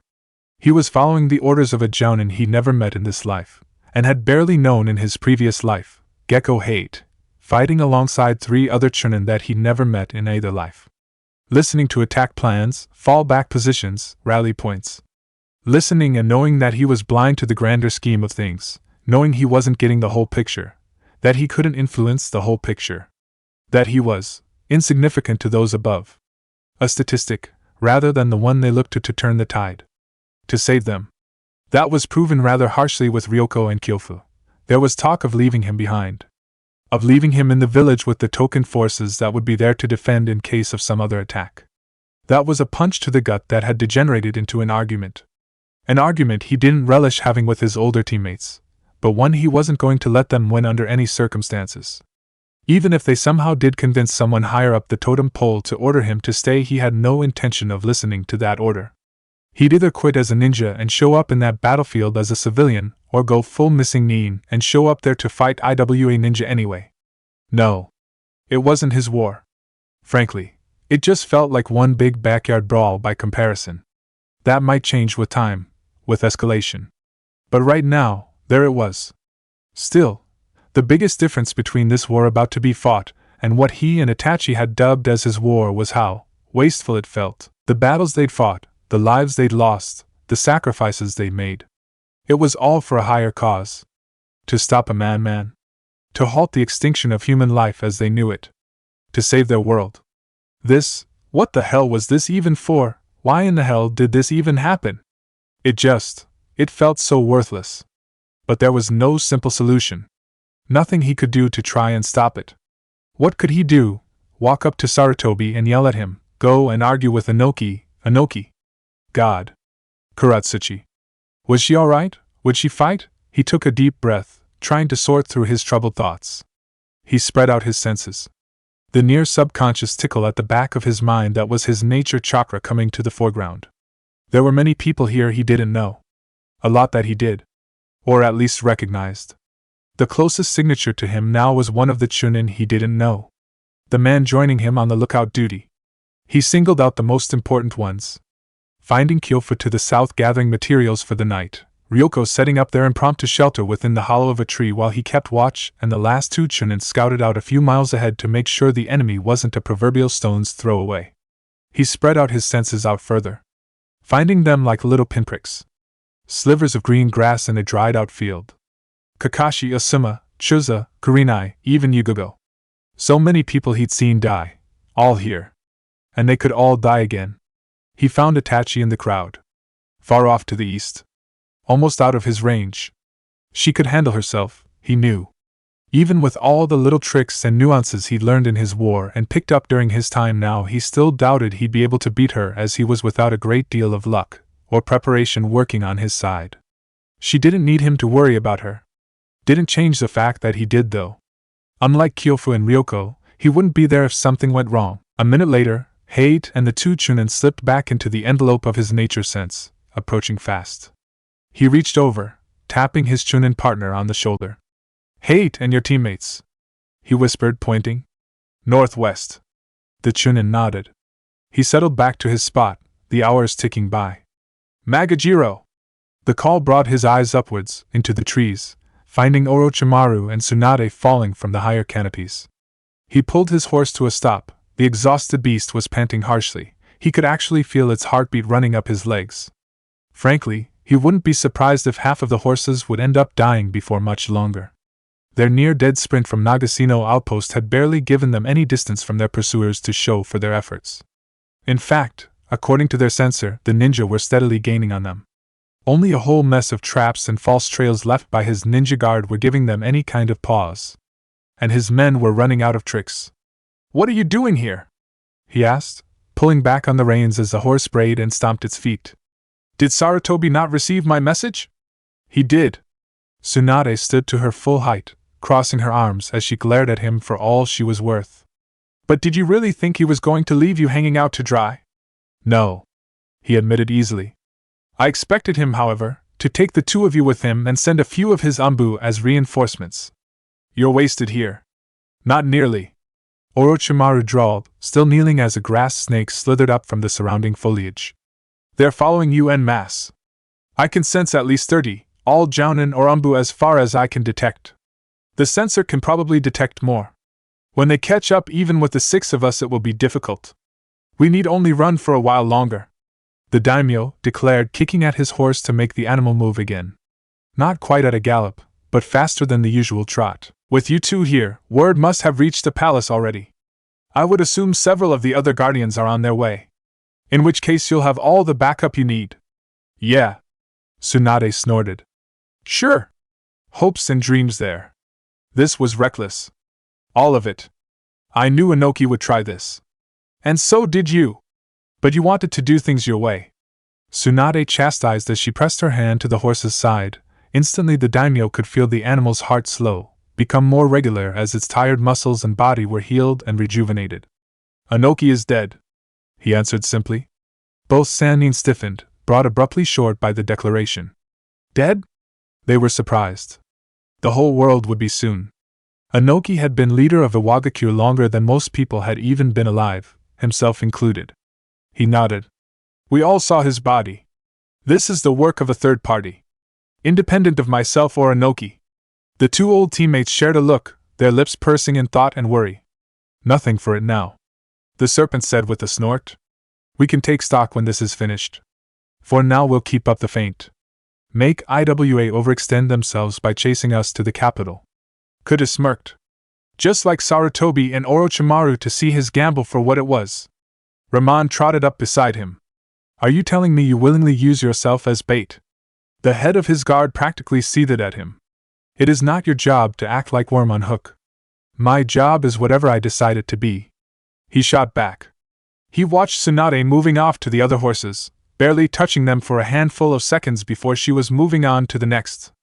Re-energizing the beasts. He looked to Orochimaru. How long be dash? Whatever he was about to say was cut short as there was a snap of tree branches directly above. There was a lurching in his stomach, a feeling of rough vertigo that made him feel as though he was about to retch before the world came back into focus. The horse stumbling beneath him, rearing up on its hind legs as it startled, nearly throwing the daimyo off completely before he adjusted his seating in order to stay on. Then his eyes come into focus, and he realizes he's standing somewhere else, and in his place was Orochimaru, limbs braced to block a blow intended for the all-too-fragile leader of Hino Kuni. Kuta felt his stomach twist as the snapping of limbs reached his ears and the man was sent slamming down into the ground with a hiss of pain. His attacker, a red-armored behemoth that landed on the ground a second later, was startlingly familiar to him. With a kick that shattered the distinct armor, Kuta was witness to the impossibly tall man receiving his comeuppance, sent crashing into a tree in retaliation for the blow landed on Orochimaru, courtesy of the man's brutally powerful teammate. With a shattered forearm brace, and likely a shattered forearm, the man had no time to register the pain before he was moving again, dodging and weaving between kunai blades and arrows launched by Kuta's personal guard. His chakra flared, visible to the naked eye, nearly suffocating in its intensity. Jinchuriki!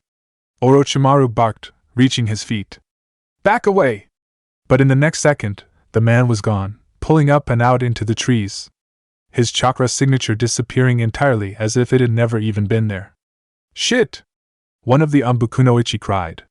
The team censor. Bastard! That bastard! She rounded on him. Kuta-sama! We've got to move! We've got to move right now! The daimyo cursed, paying no mind to the two Sannin as Tsunade moved to hastily fix her teammate's obviously broken limb. They were more than fast enough to catch up. He kicked at his horse. The beast was renewed and fit to travel at full speed again. That was good, because that Jinchuriki just let out the equivalent of a signal flare to every IWA shinobi team for miles.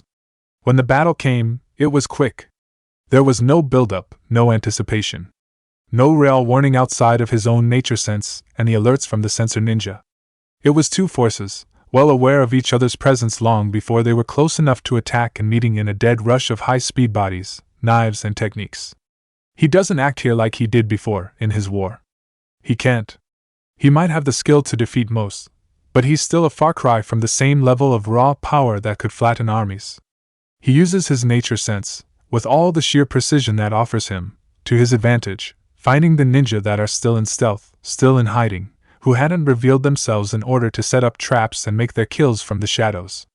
This early in the battle, with the chaos and the screams and the hundreds of men and women that are rushing to gut each other in a mad dash, they don't expect to be found so quickly, targeted so readily. Normal sensor nin don't normally have the gall to go hunting for ninja on their own. Their roles are usually support, too valuable for the group to be risked in frontline combat. But he's not exactly a normal sensor ninja. He knows where they are, their movements giving away the bulk of where they're directing their attentions. When he attacks, it's from hiding, quick and quiet, knives cutting into places that would make them scream if he hadn't covered their mouths. His kills are quick things, clean. They barely feel the pain before their eyes are drooping and their bodies going slack with blood loss. To the kidneys, the spine, the throat, the temples. These are the places he targets. He kills once, twice, a third time, again and again until he's killed the eighth before someone notices, before someone finally sees that their stealth specialists are being picked off. His attacker was smart too, waited for him to go for his next victim before attacking, all at once throwing off his attack, alerting his would-be victim, getting him to help, and very nearly wounding the blonde with the kunai he barely dodged in time. Suddenly, he's on the defensive, he's the prey and not the predator. He has to move quick, bending and twisting his 12-year-old body through the trees, very nearly dislocating his shoulder as he caught himself mid-fall on a branch. When you're stuck in the body of a 12-year-old, in the middle of a battlefield, with two Jounin-ranked ninjas suddenly deciding you're at the top of their immediate hit list, it doesn't take very long to realize that you have something of a problem on your hands. Still, many of his tricks were learned fighting a great many enemies that were stronger than him at any given time.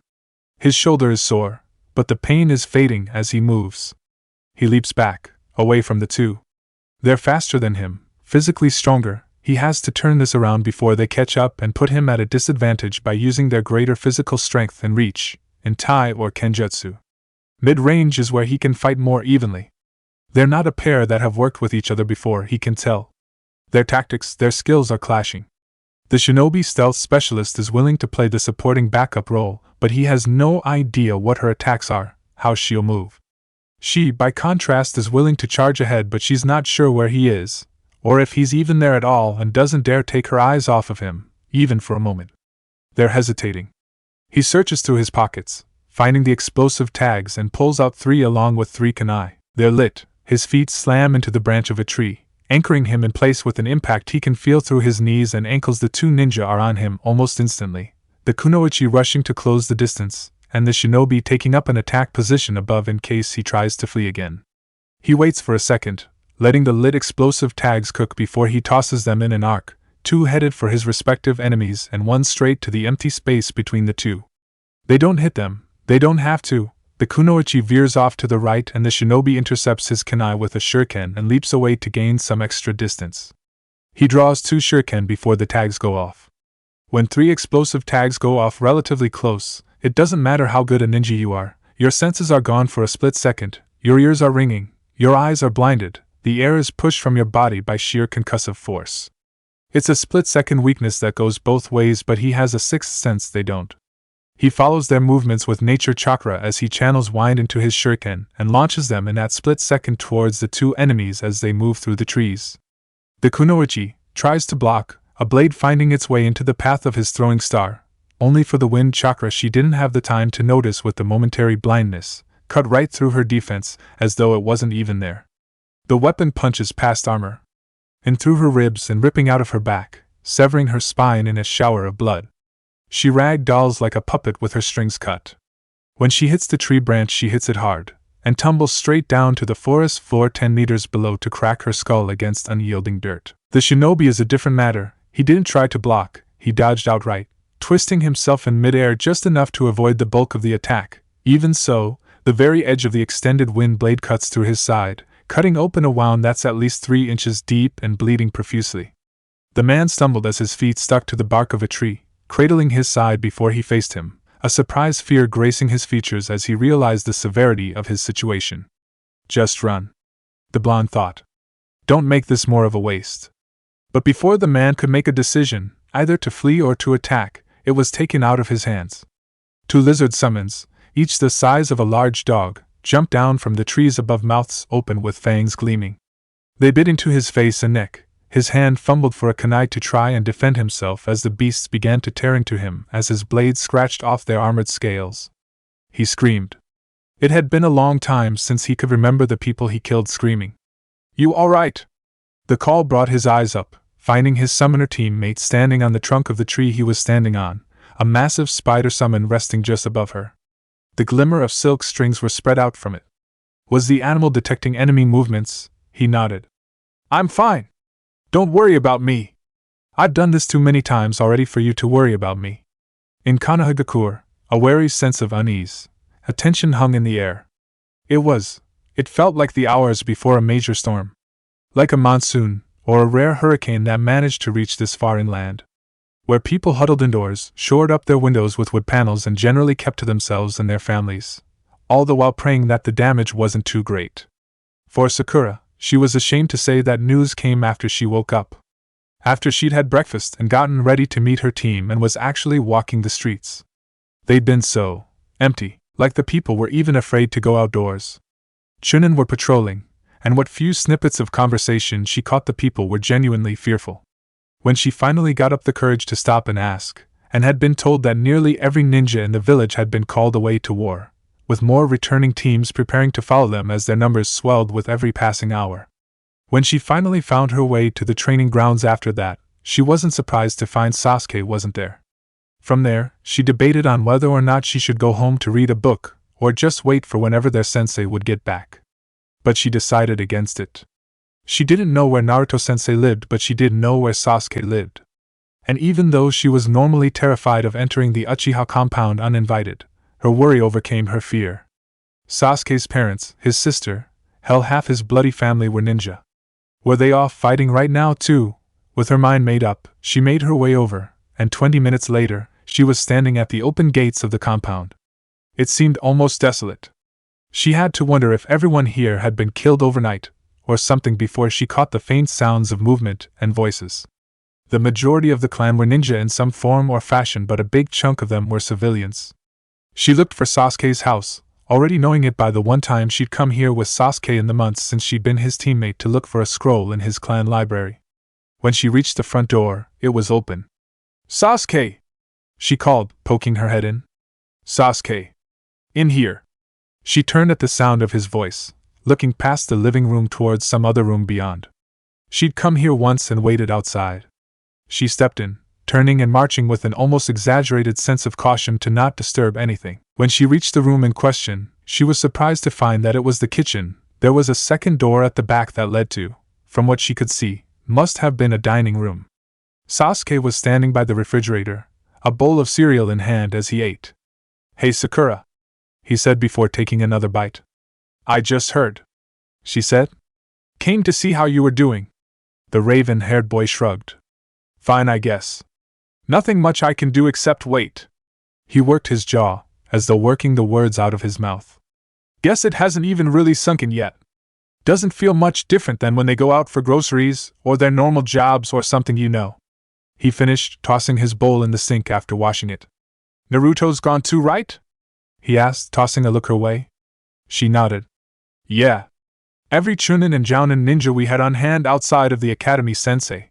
He took a breath. "Well, I have nothing better to do today. You want to find Hinata-san and her team? Kick their asses for a while." Sakura struggled, genuinely struggled not to roll her eyes. Boys. They just want to punch someone rather than deal with their feelings. The battle was over fast. Ninja battles were not battles of attrition. It wasn't the slow grind of infantry against infantry, where the fight was won by wearing the other side down. It was a knife to the throat or the heart, doing as much damage as possible with a full salvo with all the techniques and skills they had available before pulling back. Hit and run attacks were the bread and butter of ninja engagements. The force Iwabikure had hit them with was nearly half their size, at least in this field. He wasn't sure where the other battle groups were, but Iwa's attack was a disorganized mess. It seemed like nothing more than a sheer deadhead charge to do as much damage as they possibly could. They were Jounin, all of them. That was rare, and it raised a huge question of where the bulk of their forces, the Chunin, actually were. That worried him. And as the ninja around him shouted out orders, finished off stragglers, and tried to stabilize the dying and injured, that concern only grew as the enemy gave a full retreat, sprinting back with all speed. He gave himself a moment to focus, standing perfectly still on blood-mulched dirt, as he closed his eyes and breathed. Slowly, ever so slowly, he allowed more nature chakra into his system, a drop, allowed to become a trickle. Immediately, his senses expanded, power and energy moved through the earth and into his body through the soles of his feet, an entire kaleidoscope of new sensory input opening itself in his mind's eye. His world bloomed outward, like a bucket of water suddenly becoming aware of the greater river it was dunked in. It was exhilarating. He'd almost forgotten what it was like. But with that new awareness came something else. Knowledge. His stomach immediately opened up into a gaping pit, and his eyes snapped open. Oh shit! He couldn't have contained the word even if he wanted to. What's wrong? The question brought his attention to Ryoko. His silver-haired teammate was almost completely covered in blood. The custom Fuma shuriken she wielded had allowed her to charge straight into the fray of enemies, bringing the teeth of her wind nature to bear in a display that had demonstrated just why the wind techniques were considered the most powerful offensive branch of the 5 elements. She'd been tearing through limbs and bodies, allowed to do so with her reckless abandon only due to the support of the 3 other chunin that were with them under hate, allowing her to keep her focus straight ahead and not need to worry over much about her flanks. The end result was this blood-drenched mess she was still too pumped up on adrenaline to fully notice. Reinforcements, he answered hastily. Another battle group? How many? Where are they coming from? East? West? It was a Jounin that asked, one that had been close enough to overhear. He shook his head. No. They're coming from the north, from IWA. Shit, that means fresh troops. The man cursed, other Jounin now gathering around as the commotion became noticeable. How long before they arrive? My range is really good right now, he said. At their pace, 3 hours. But they're not exactly moving fast. They're more careful than the other group. More organized, securing their points of retreat, spreading out to make sure they're not flanked. He nodded. How many? A lot, he stressed. Twice our number, easy, and that's without counting the group that we just sent packing, when they meet up. He let his words hang. Shit. That last battle group was all Jounin. The man snarled before turning to the other ranking ninja to come up with a battle plan. They would need to use their limited numbers to the fullest effect if they were gonna have a prayer of winning this with their forces so spread out. Somewhere, he heard an order to send a message back to Konoha to tell the latest teams that would have been returning from their respective missions to join them at a fallback point.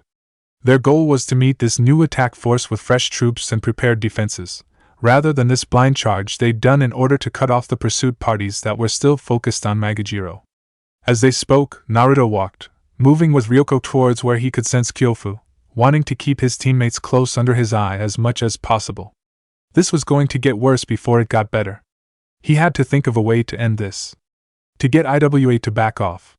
But what would push them back? As he walked, the answer came to him, like an epiphany from above that seemed so painfully obvious now.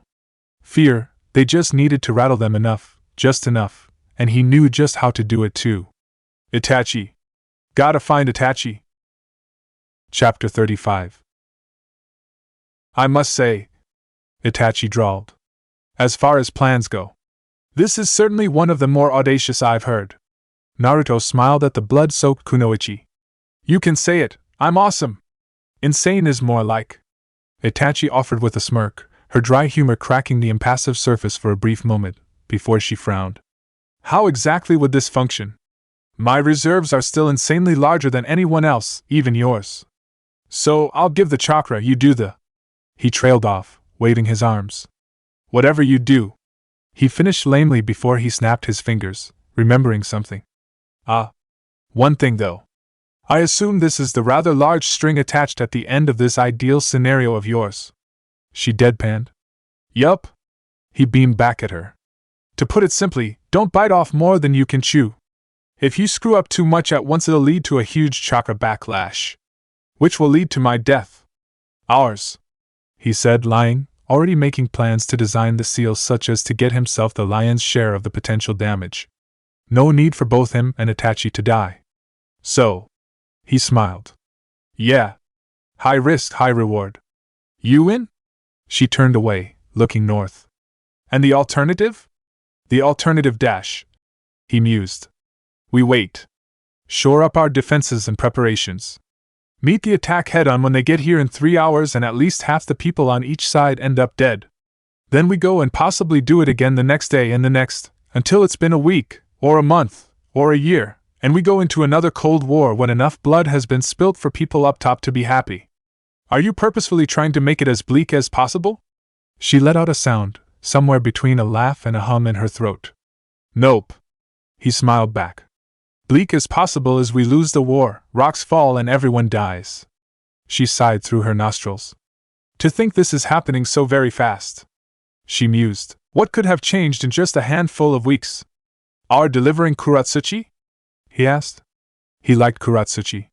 This time around he'd gotten to know her, trained with her, he'd even go so far as to say he trusted her. But her grandfather? Yeah. Anoki was the textbook definition of the old guard. He was a ninja that was more cutthroat than almost anyone else still living. He was born during the time of endless wars after all. He'd even go so far as to say the old man wanted war half the time.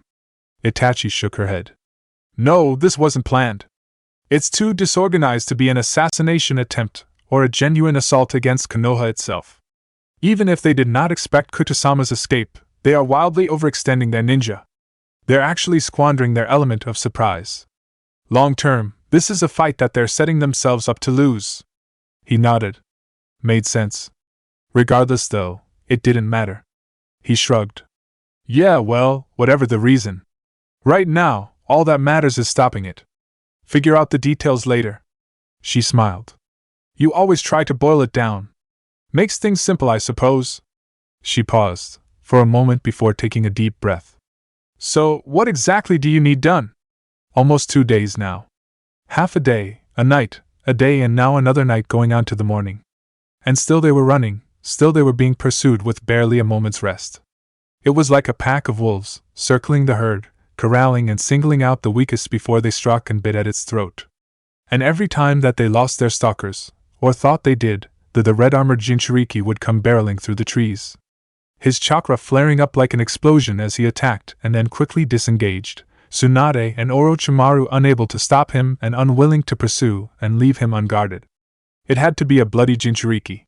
For anyone else those attacks would have been suicide. As a Jinchuriki, though, he was strong enough to get away with it while also signaling their position for the world to know, and the pursuit party would redouble its efforts. Close the distance even further. Kuta realized, somewhere at the back of his mind, that the human weapon was calling in his reinforcements, so he could fight them on his terms, whether they arrived at the now nearby capital or not. Koto had just about enough of it. Move your enemy. Do not be moved by him. He pulled at the reins of his horse and stopped moving. Nearly his whole retinue of guards suffered some form of accident, trying to stop without crashing into him, the 6 ninja overhead shooting past them on the treetops before circling back around. What's wrong? Tsunade asked, feet to a tree trunk. The palace is barely 2 hours away. What the hell is going on? He looked up to the 2 Sannin. The Jinchuriki. He stated. I want him dealt with. If he's stupid enough to pursue till the palace then he will transform into his bijou and cause incalculable levels of damage, perhaps even destroy the whole palace. He said. He is pushing us onto a battleground where you will simply have more to defend and where he can cause more collateral. Even if he can't defeat you, he'll win. Go. Fight him out here where both of you won't worry about potential damages. Tsunade opened her mouth when Orochimaru cut her off. He's right. She turned her eyes to him. What's to stop the pursuit party from going over to us and attacking? Oh, they won't, Kutu assured. Raman groaned, already knowing he was planning something audacious by the tone of his voice alone. Oh gods be kind, I am going to kill you myself, the foreigner hissed. What exactly are you going to do? Tsunade asked. Either you help me or we all die. Kuta smiled. No time to explain. Go and deal with their attack dog. I'll not lead him to the doorstep of the place that houses my son and daughter. Orochimaru nodded, looking to Tsunade. Let's go. He vanished in a cloud of smoke, followed by Tsunade, who cursed under her breath. Ramon's horse trotted up beside him. What is this we are doing now then? Kuta took a deep breath and thought for a moment before looking off to the right. Ah. He sighed, and turned his horse, beginning to march. Where are we going? There's a little stream down here. I used to fish there when I was a boy. I require fresh water for my tea. He drawled. What? Guardians, flare out your signatures and intermittent pulses if you please, he said, ignoring the outrage and sheer incredulity in the voice of his head of security. I'd like to make it very clear where we are. His guards gave a look to each other, concerned to say the very least. But they followed their orders. In the village of Iwagakure itself, Kuratsuchi felt similar to a piece of driftwood, getting pulled this way and that way by the tide, unable to resist. Practically overnight, the village was turned from its usual bustling activity to a storm of organized chaos. Their ninja battle groups were mobilizing, leaving the village almost as quickly as they were formed. People were talking about war in the street. War. What the hell had happened? Her grandfather had been going off for peace talks, for God's sake. How did talks degenerate so fast? Did Inoki attack Kutu? Did Kutu actually attack them? Was it something else with Kumo or Kusa? She was still, technically speaking, a genin. But in reality she was more a civilian with jounin skills. One few people were willing to speak with for a multitude of reasons. Her father hadn't been home in nearly 2 days. Akatsuchi was called out with his team to one of the aforementioned battle groups. She had no one to question in order to get answers. And it was driving her completely insane. Basically, all she could do was sit home and wait. The suspicious look she got as she walked down the damn street was enough to drive her up the wall. And each sidelong glance was more than enough warning to tell her that curiosity might rile up a few people in a very bad way. They didn't trust her. Shiesichi was seen as the outsider here. Such as it was, she was sitting at her living room, a scroll in hand, when the door to her house opened. She looked up, and immediately felt a sense of trepidation rise in her gut. Her father was here. That much she'd expected. The 4 churnin with him, however, was a different matter. Kuratsuchi, he said, looking worn. His skin was pasty, and his voice sounded rough. She had a feeling she knew where this was going. Her father's face seemed chiseled from stone. Angry. Although she got the distinct impression that it wasn't directed at her. That was some comfort, at least. He swallowed, as though the words themselves were distasteful. One of the churnin stepped forward. Kuratsuchi-sama, you are hereby ordered to follow us. Where exactly am I going and why? She asked. You will be detained until we can adequately determine whether you are a security risk to this village, Mississippi. This is ridiculous. Her father snarled. She's been with me the whole time and she's sir, please. Don't make this more difficult than it already is. The churnin speaker said, looking to her father. It's all right, Dad, she said, standing up. She'd rather her father not get into some kind of trouble on her behalf. Was this insulting? Yes. Was she angry? Oh, she definitely was. But they wouldn't hurt her. Her grandfather wasn't that paranoid. And they wouldn't try to piss him off, much less her father, who was considered the next in line for the role last time she looked. She could sit in a cell for a few days. Can I at least grab a change of clothes? It had been a long time. A very, very long time since Tsunade found herself in this situation. In a forest, at night, reaching out with all senses on alert, stalking and being stalked by an enemy. Despite herself, Tsunade realized that she wanted to smile. She'd missed this. Missed the chase, the hunt. The thrill of meeting an enemy just as skilled, the rush of euphoria when you realize you won. You were smarter, faster, stronger, or just downright luckier. She was a mother now, a wife. These were not the Venus she followed anymore. But she'd be lying if she said some primal part of her didn't, in fact, miss this. Orochimaru was nearby, her quiet little shadow, hiding just as well as she was. Probably better, really. So was their prey. When the Jinchuriki realized that they had finally gone on the offensive and moved to attack him, he tried going around them. When that didn't work, he tried going through them. And when that hadn't worked, he was willing to tie them down. After all, if they were here, that would just make the pursuit party's job easier should they get the opportunity to attack Kutu. The bastard was strong. Fast too. She'd liken him to an armored Mato guy. If she wasn't who she was, he would have easily snapped her in half within mere moments of reaching her in hand to hand. His ninjutsu, so far, consisted of steam-based attacks. The water for which came out of some kind of pack at the back of his armor. She had little doubt he had fire-based abilities to fall back on if she managed to eliminate that water pack. She knew of 2 nearby water sources, but she and Orochimaru were drawing him away from those. It was good to know these forests better than your enemy. What did concern her, though, was the fact that he could draw on his bijou at any time. They had to wait for that power to manifest before Orochimaru could employ his Gojyo Fuin in order to seal it away. Did he know about that? Was that why he was holding back? It was how Orochimaru had managed to defeat Iwa's other Jinchuriki years ago. Maybe this one learned a thing or two since then. There was a flash of movement along her periphery, a kunai blade clashing against metal. She pounced, lunging for the spot Orochimaru had struck, moving through the shaded trees with speed that could put Joun into shame, fist cocked back. She punched, a red armored forearm coming up to meet her strike, plates of armor shattering under the force of the blow before she was deftly countered, and this time she had to block. It was a sloppy thing, one she berated herself for as his kick managed to break through her hasty guard to strike the side of her head. It had been a long time since anyone kept standing after one of her punches. Since before she learned to enhance her strength, actually. Still having the presence of mind or the strength to deliver a counterattack afterwards. First time for everything. She begrudgingly admitted to herself as Orochimaru descended from the trees above, a fire jutsu exploding from his lips to burn the spot directly in front of her where Han had been standing a moment before. The flash of firelight blinded her. Pupils that had been wide as possible in the night shrinking to pinpricks as the light stung her eyes. But this wasn't her first soiree. She and Orochimaru had been doing this longer than the current generation had even been alive. 95-0! She heard him call out from above, his serpentine eyes catching the movement she couldn't, and speaking a code they'd long since memorized. She pounced through the flames, feeling the heat burn her flesh even as she healed herself and struck out with a brutal back kick, one which caught the startled Jinchuriki square in the chest. She heard the snap and crunch of bone, felt the flesh moving in such a way to tell her she'd done damage to the brute this time. She heard him cough, wet and ragged, heard the gurgle of blood as the red liquid was trapped behind his mask. She rushed to attack again, only to find him thrusting his arms forward and blasting her with a wave of steam from his gauntlets. She screamed. The superheated water was almost as bad as a fire technique, flash burning her skin. She almost didn't hear the sound of Orochimaru's shout at her back. Futon Daibakuha!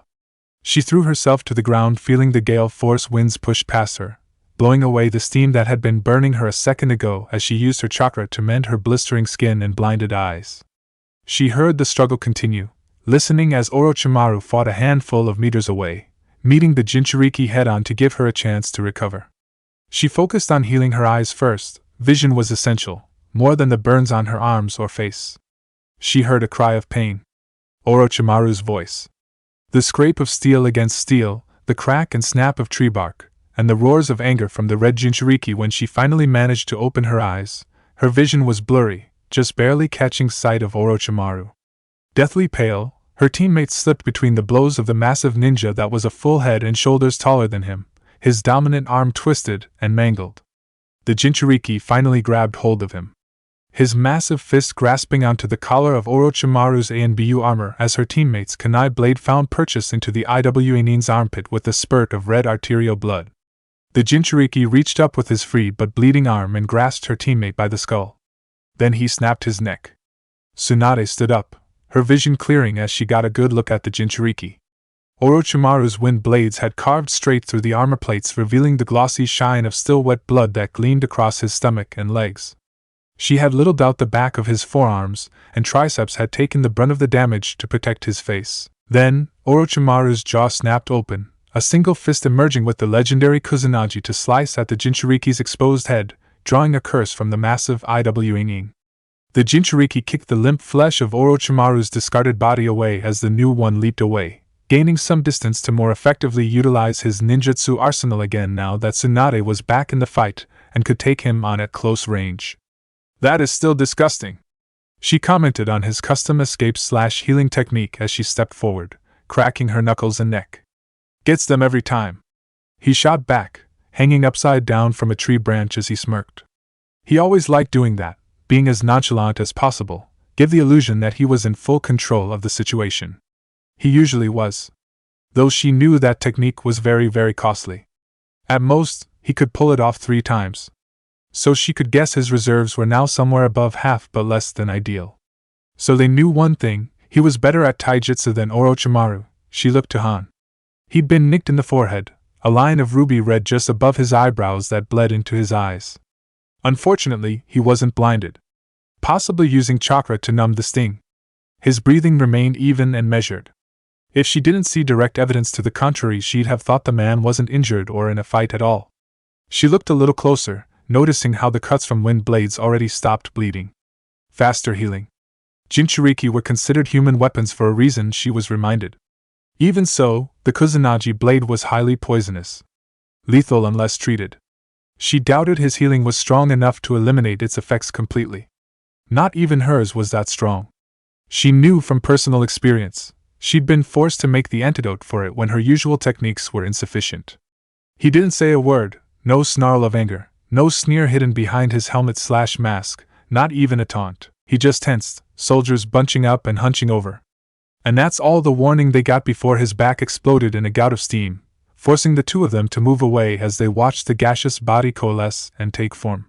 Well, now the kid gloves came off.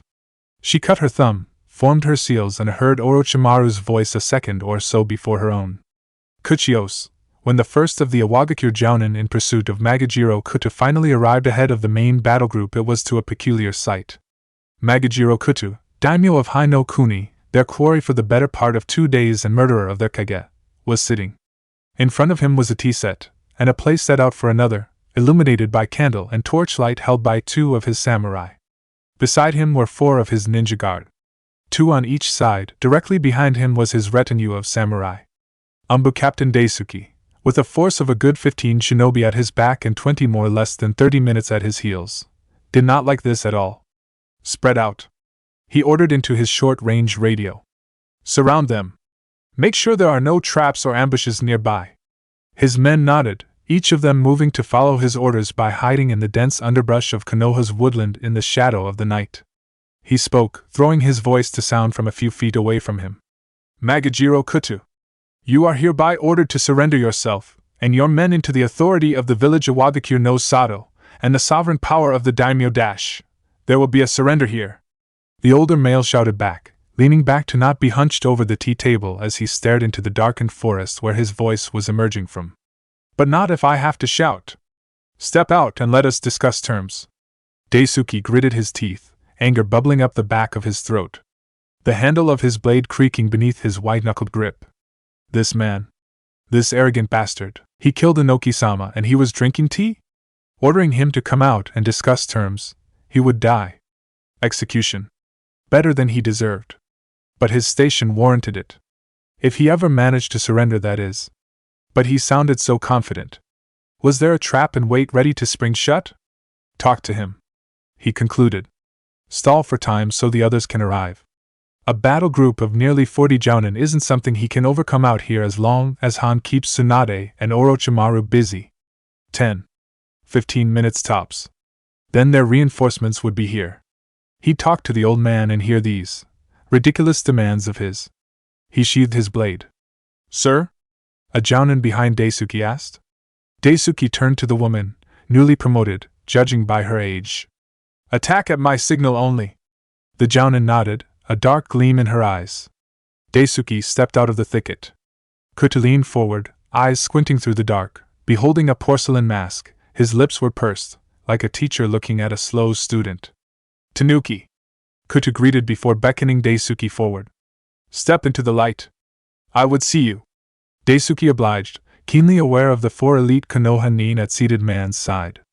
If something happened, he'd need to get out of the line of fire fast. He looked to the treacherous daimyo, struggling to keep his voice as neutral as possible. All right. Let us discuss the terms of your surrender. Then, Kutu surprised him, smirking like a snake that was slowly uncoiling to its full size before a mouse. Mine? Oh no. I'm afraid you've made a grave error. We're about to discuss your surrender here. Meanwhile, nearly 100 miles away, Naruto finished applying the last of the touches on his seal array. His clones had carved the nexal points in a fan pattern on the trunks of various trees to the north. Enough to blanket the battleground and keep him well enough out of the firing line. After all, he wasn't going to be able to move for the foreseeable endeavor. One clone was with his Chunin team, being very careful not to get hit or touched. Itachi was with her team. She'd slip away once the battle started. Now came the hard part. Seals were extremely powerful, but very fragile and utterly specific.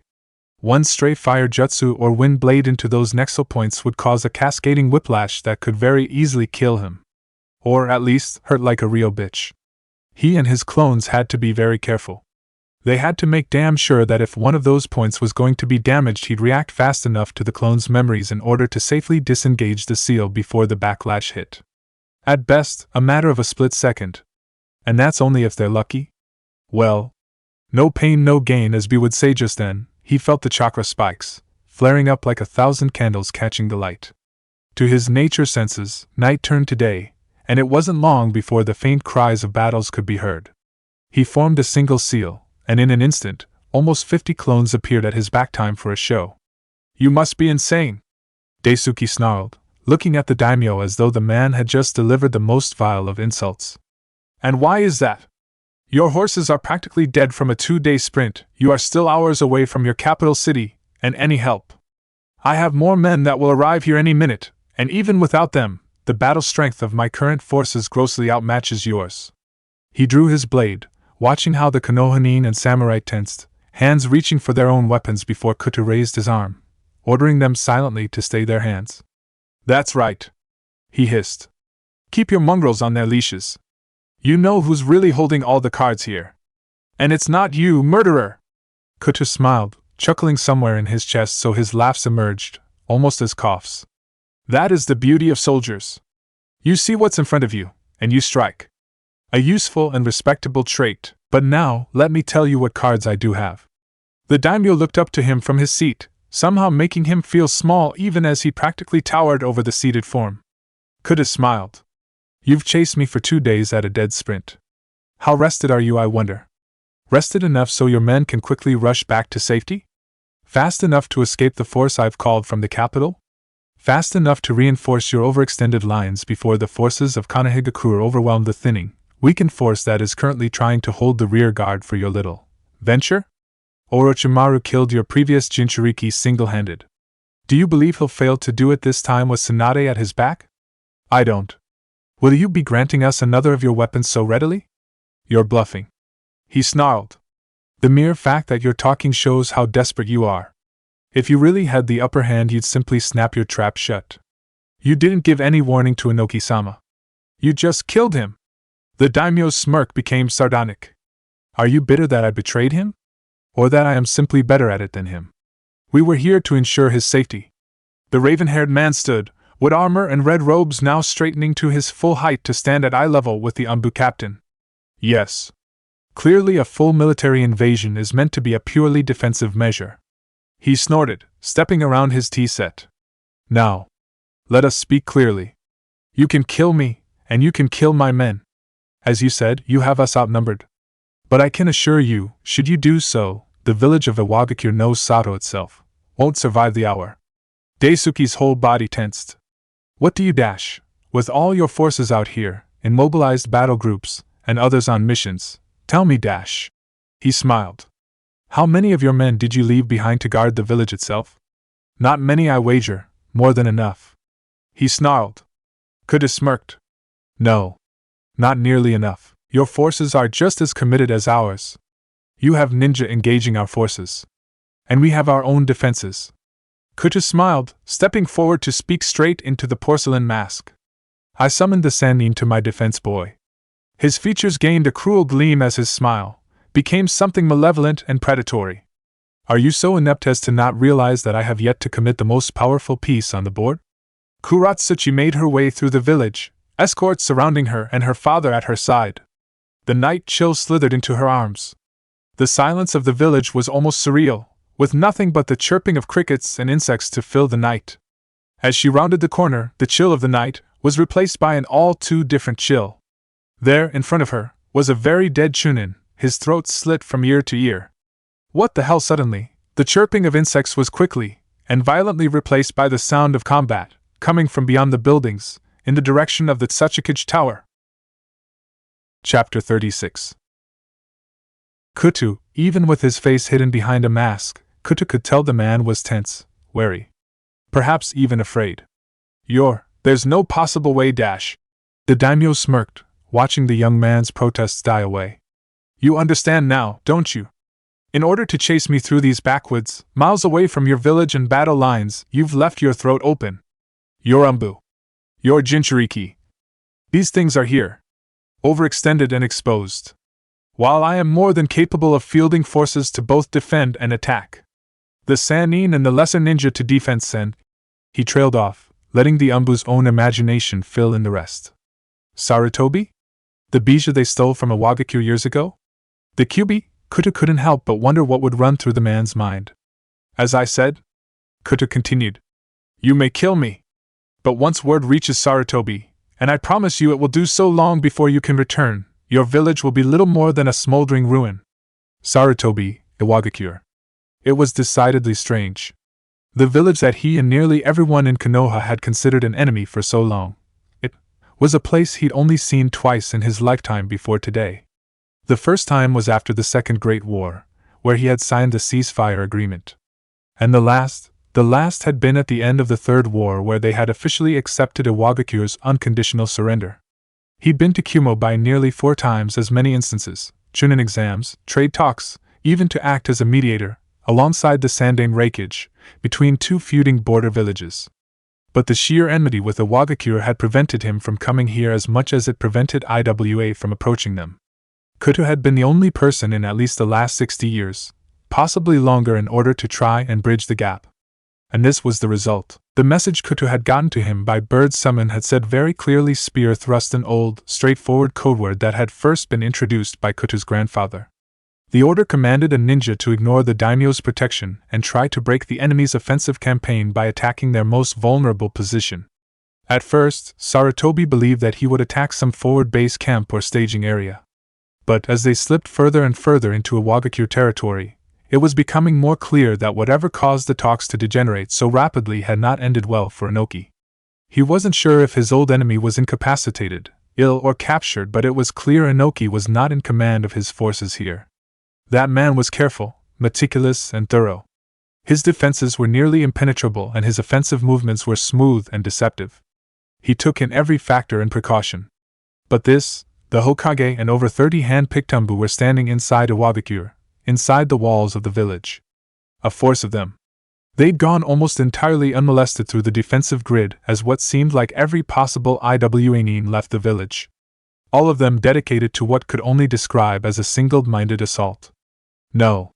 Inoki was not in command here. Not his old rival. Which presented a golden opportunity. One he would take hold of for all it was worth. He stood on the roof of a building overlooking the dominating courtyard in front of the Tsuchikage Tower. With a single gesture 6 Umbu appeared around him, almost materializing from thin air, concealed in the shadows of the adjacent buildings. The team leaders. The rest of his force moved through the dark. Their path, though silent, was devoid of mercy. Quietly murdering all that they found and concealing the bodies with quick, practiced efficiency. Sarutobi didn't even bother looking at his men, knowing they were paying attention. He disseminated his orders through quick coded gestures. First team, forbidden techniques. Second team, find archives. Target, roster. Third. Fourth. Fifth, defend. Sixth team, he looked up, eyeing the very top of the tower, one final hand sign delivered. Raise. Tsunade, the steam was suffocating her. Even without the heat, the sheer volume of it was nearly overpowering. She felt herself rising above the forest canopy, where there was still a sheer wall of superheated vapor, surrounding her on all sides. Katsuya, move! She half yelled and half coughed, feeling the movement beneath her feet propelling her up and out of the steam. The wind whipped through her hair as she breathed the sweet, cold night air again. The cloud billowed and shifted, moving like a balloon imploding in on itself for a moment before Manda burst out with a screech. Orochimaru perched on his head. The two of them were left staring at the cloud of steam as it slowly formed itself into the image of the Gobi. The heat. Gods, it was rising. She could feel it even from this distance. If they entered now to attack, they would be boiled alive. And without a physical body to harm, she didn't have the time to try and think of some kind of plan, though. The thing rushed her like a charging bull. Get us closer to Manda! She barked, knowing full well Orochimaru had a plethora of wind techniques. Might not be able to stop it, but it'd be enough to slow it down at least. She hoped anyway. Katsuyu moved with speed that belied both her size and her species, deftly splitting into 3 smaller versions of herself. Each rushed off in different directions. The feint succeeded in confusing the steam monster confused, giving them enough time to reach Orochimaru's side.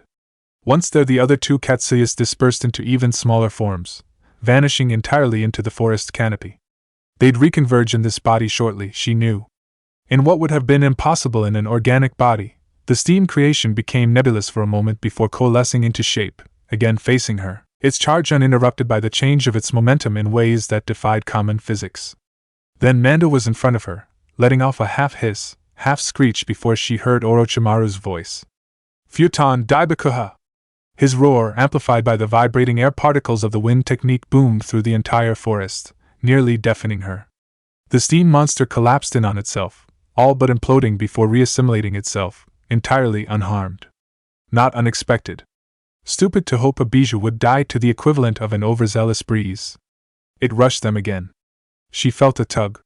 A pull along her insides. It was Orochimaru, his chakra brushing along her own. So she allowed herself to be pulled. A human Kawarimi dragging her away well over 100 feet below, staring up at the monstrous Manda, Katsuyu and Bijou a second before their summons were swallowed up by the steam cloud. I don't suppose you have any ideas? She heard her teammate drolly question. She turned, looking at Orochimaru's grim countenance. Me? Huh? Well, damn. If you're out of ideas, I guess shit's really hit the fan, huh? I'd honestly just say find the Jinchuriki and take him out. The steam. His lip curled. It's permeating the whole forest. I can't sense him any more than I can sense a drop of salt water in a pool of fresh water. Manda let out a hiss, screeching as it thrashed and flailed inside of the cloud, trying to crush whoever was controlling it, or perhaps fight back in some way. I can't endlessly fire off wind techniques. We need a way to bring him to the fight again, he said. I'll get Katsuyu to spread across the forest. She'll find him, Tsunade declared, already focusing on the nearest chakra signature of Katsuyu's separated bodies. Quickly then. Manda can survive for a time, but he will eventually be cooked inside his own scales. Kuratsuchi. They barely had time to fully comprehend the sounds of combat inside their village before they were under attack themselves. Their warning wasn't even a warning, was the sound of a blade slicing flesh, the splatter of blood on cold stone, and the muffled scream of the Chunin behind her. She whirled around, pink eyes wide in surprise, just in time to see the Chunin fall dead. An Umbu standing at his back, blade stained red. Her heart pounded in her chest, a wide wash of adrenaline flooding her body. She wasn't cuffed, thank the gods for small mercies, but she was bereft of her weapons and her armor. Of course, she had her tai and ninjutsu, but it was a small comfort when facing down a combat-ready Umbu for the very first time in her life. Her father moved before any of them, his hands flying into seals as the three remaining IWA Chunin darted off to the side, moving to surround the man. It was sound again that tipped her off. The flap of cloth in the wind. None of the Chunin had enough fabric for that. Kuratsuchi found the shuriken just in time to see it hurtling towards her father. By pure reflex she reached out, trying to catch it.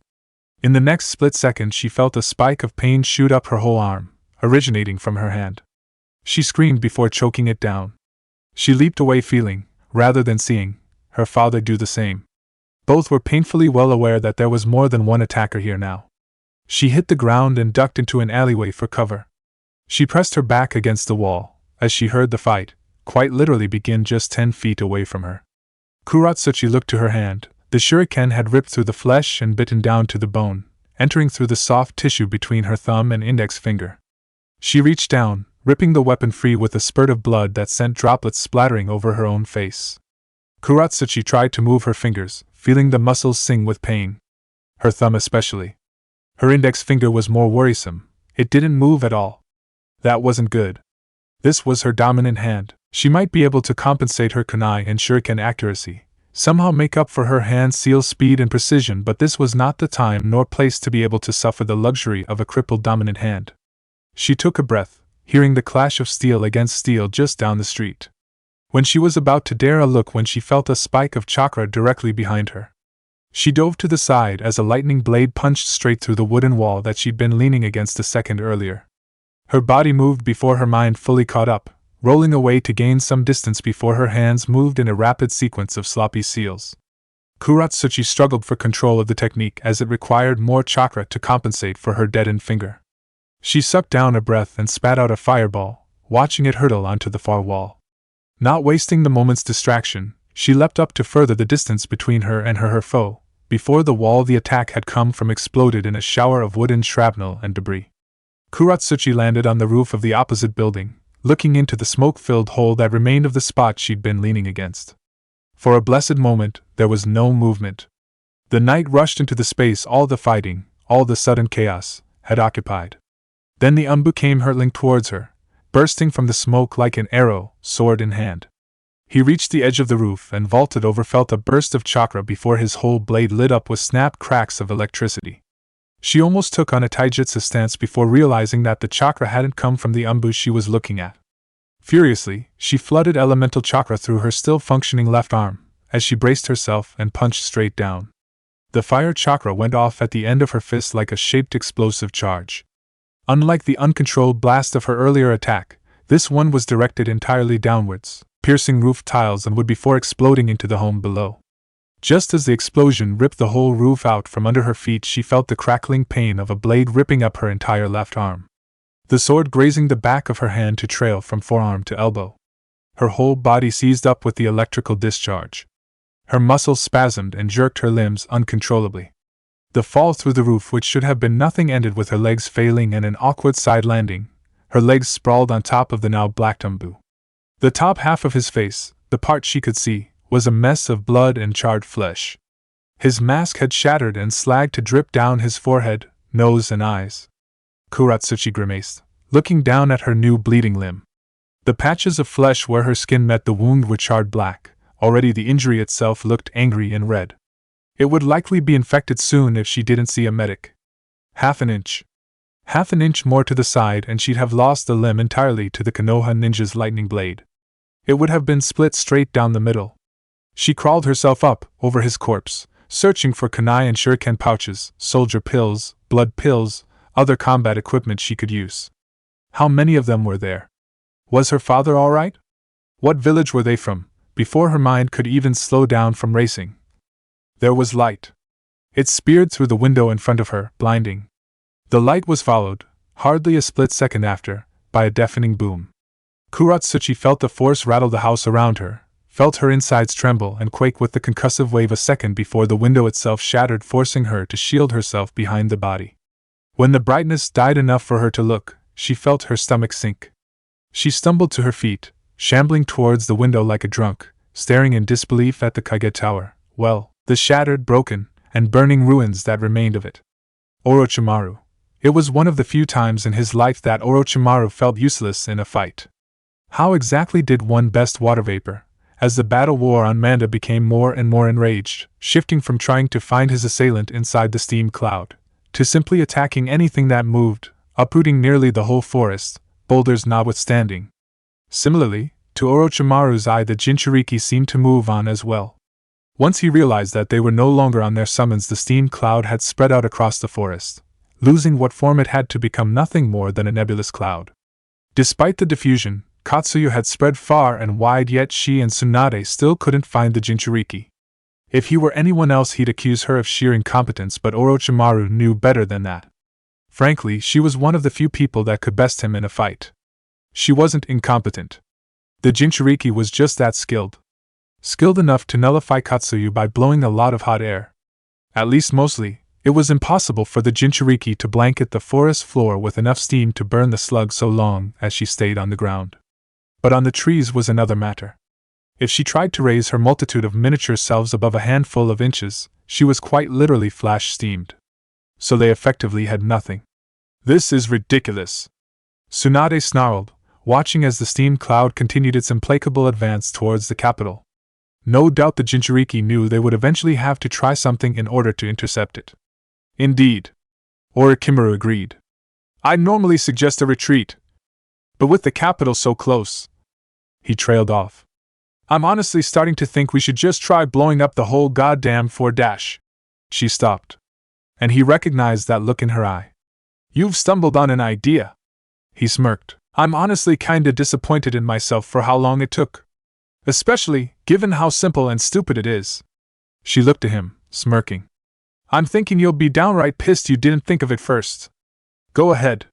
Spit it out then, he demanded. Burn the whole forest down. He blinked. What? He's hiding in there. We can't go looking for him. But if we burn the whole forest down, it does the job of flushing him out, and also dispersing the steam cloud. Win-win for us. Predictably inelegant coming from you, he drawled. You got any better ideas? I never said I did, he stated, smirking before he spoke again. After 2 days of running Manda, and all my previous techniques, I should have enough chakra in me for 5 large-scale wind techniques. I trust married life hasn't led you to forget those fire techniques of yours? She smacked him on the shoulder. Let's get this over with. We have a plan now. It'll do this time, he clarified. This is hardly a viable plan in a population center, and I imagine he'll figure that out quickly. We'll have to think of something better for the future. Kutu, you're lying, the Umbu insisted, shaking his head in disbelief. If you had truly thought of everything, you wouldn't stop to tell us about it. You wouldn't be monologuing. This desperate ploy, this doesn't make sense. He shook his head. You must be lying. He was nearer to the truth than he probably realized. But he was hesitant. Years of conditioning, years of believing the very worst of Kanehagakure, and therefore of Kutu himself, was warring with his reason. Best to continue feeding his prejudice then. I am telling you this because I already won, boy. Anoki is dead, he drawled, shrugging his shoulders for emphasis. And while I could easily destroy you now, how do you suppose the other villages will respond once word reaches them? You're holding a knife to our throat knowing it would destroy you as well? Destroy us? Doubtful. He laughed. It might, perhaps, cost us lives. Maybe some money. Even some resources and political capital. You, on the other hand, will be destroyed. For us, the remaining villages will eventually be appeased enough to cease whatever reprisal they decide on. If they actually decide to do so. Which village have you all befriended recently? Suna is our ally, not yours. They will easily be appeased with promises to hand over portions of your territory to them.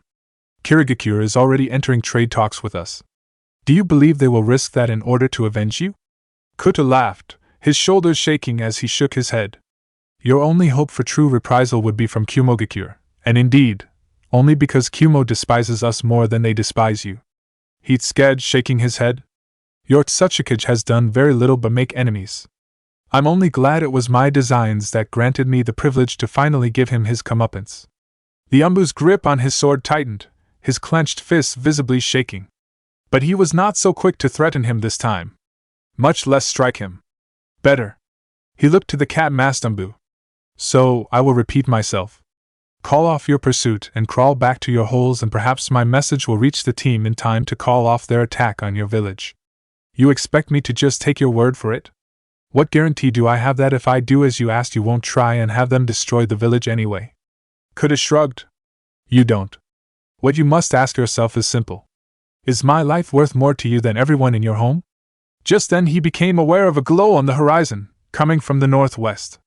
Fiery orange, blazing like the first spears of a dawn. As the Umbu turned away, looking behind him to follow Kuta's gaze, the daimyo realized that it could only be one thing. Orochimaru and Tsunade against the Jinchuriki. He prayed that whatever it was, it meant Tsunade and Orochimaru had won. If they hadn't, his position just became far more precarious. Best to end this now. I see that this Jinchuriki has been dealt with as easily as the last one, he drawled. The Umbu rounded on him, the surprise and concern visible, even through the mask. That meant he wasn't sure as to who won either. That gave him a few minutes at best as a head start if Orochimaru and Tsunade had failed. Kutu, very deliberately, turned his back on the IWA Umbu and looked to his guards. Prepare my horse. We're done here. He saw his men tense a second before he felt a blade pressed to the back of his neck. You don't leave here until I say so. You're not in control here. You are not the one to call the shots. Now turn the hell around. He did so, looking at the man over his shoulder before rounding on him fully. The blade was to his chest now. He felt its edge against his armor, as he leaned forward ever so slightly. I have your village by the throat. Your Kage is dead, your last remaining Jinchuriki defeated, the other in my service ready to be unleashed at a word, and your men are soon to be surrounded and cut down. He sneered, eyes ablaze with a fury that was not entirely feigned. So the next time you raise your weapon to me, I suggest you be fully prepared to use it, boy. He snarled for an interminable moment. The IWA Nin held the weapon in place, his hand steady. Naruto, far to the north, miles away from Magajiro, Tsunade, Orochimaru, or even Sarutobi, another battle was being fought between the respective ninja forces of the two villages. Naruto was the witness to this one. Soon enough he'd be a part of it. Hopefully he'd end it. The seal he'd drawn at his feet was an impressive thing, easily big enough to allow him and Itachi to stand within its boundaries. His chakra poured into it, spreading out, in and through the earth to blanket the entire battlefield. As his awareness expanded, dragged with his chakra, Naruto felt the presence of the other ninjas as a spider feels the touch of a fly on its web. Itachi's signature was crystal clear, familiar, and bright. A single beacon. Ryoko and Kyofu were no different, still alive, still active. Ironically, it was his shadow clones that were the hardest to detect. Formed of his chakra, they were too familiar. It was like looking for a rainbow with sunglasses on. Itachi wouldn't have this difficulty. At least, he hoped not. As his clones moved through the treetops, mimicking his skill and plethora of experiences to stay hidden. They were imperfect, some were detected, attacked, and subsequently dispelled. But most slipped into place. Lost in concentration, Naruto didn't notice as Itachi broke away from the battle and headed towards him. Not until she was right on top of him. She hit the ground with a grunt, spattered with blood, and wasted no time in carefully placing herself inside her place in the seal array. He reached up, gripping her bicep, and began pouring his chakra into her.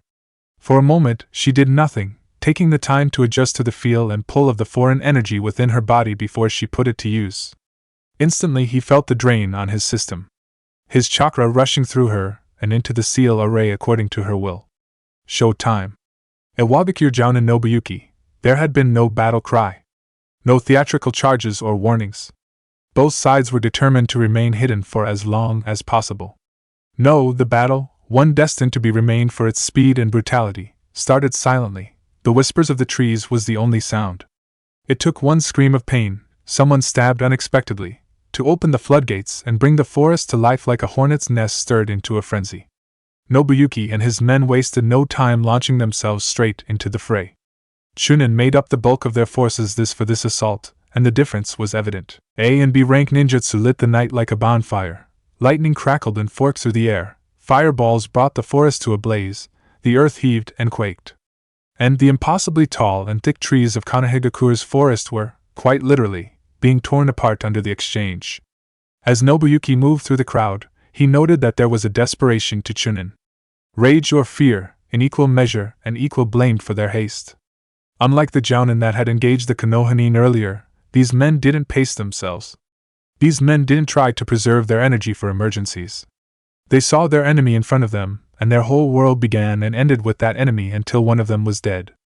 That meant they, IWA, were going to lose. Certainly, they would reap their tally of bodies, but in the end, this battle was lost before they'd even begun. Even if IWA won, they would need to retreat, and hope and pray a pursuit party of fresh troops didn't come right at their heels to finish the exhausted battle group. He hated this fight. Anoki-sama was. He was dead now. But this, throwing themselves like savage beasts at a wall of well-prepared, experienced, and skilled enemies to die was not the way to avenge him. If his people could pull themselves free of the frenzy that had swept through the whole mob that their leadership had degenerated into, they might have a chance of actually winning. Not just the battle but the war in the coming months. Regardless of his thoughts, he moved quickly through the forest. The motions of his body falling into a pattern, a routine, as he met the Konoha ninja in hand-to-hand. Nobuyuki would rush up to their sides or back while they were distracted, his kunai blade flashing in the night a split second before the squelch of a blade slicing flesh and the splattering of blood joined the cacophony of the battle. He was fast, using the minor genjutsu he knew to augment his stealth while avoiding entirely any enemy that detected and rebuffed his illusions. Someone skilled enough to spot him would take 3 times as long to kill as someone could not. Pattern. Jump, land, stab, jump. The noise, the stench of blood and the chaos of the night battlefield were all a white noise to him. A background static he could just tune out.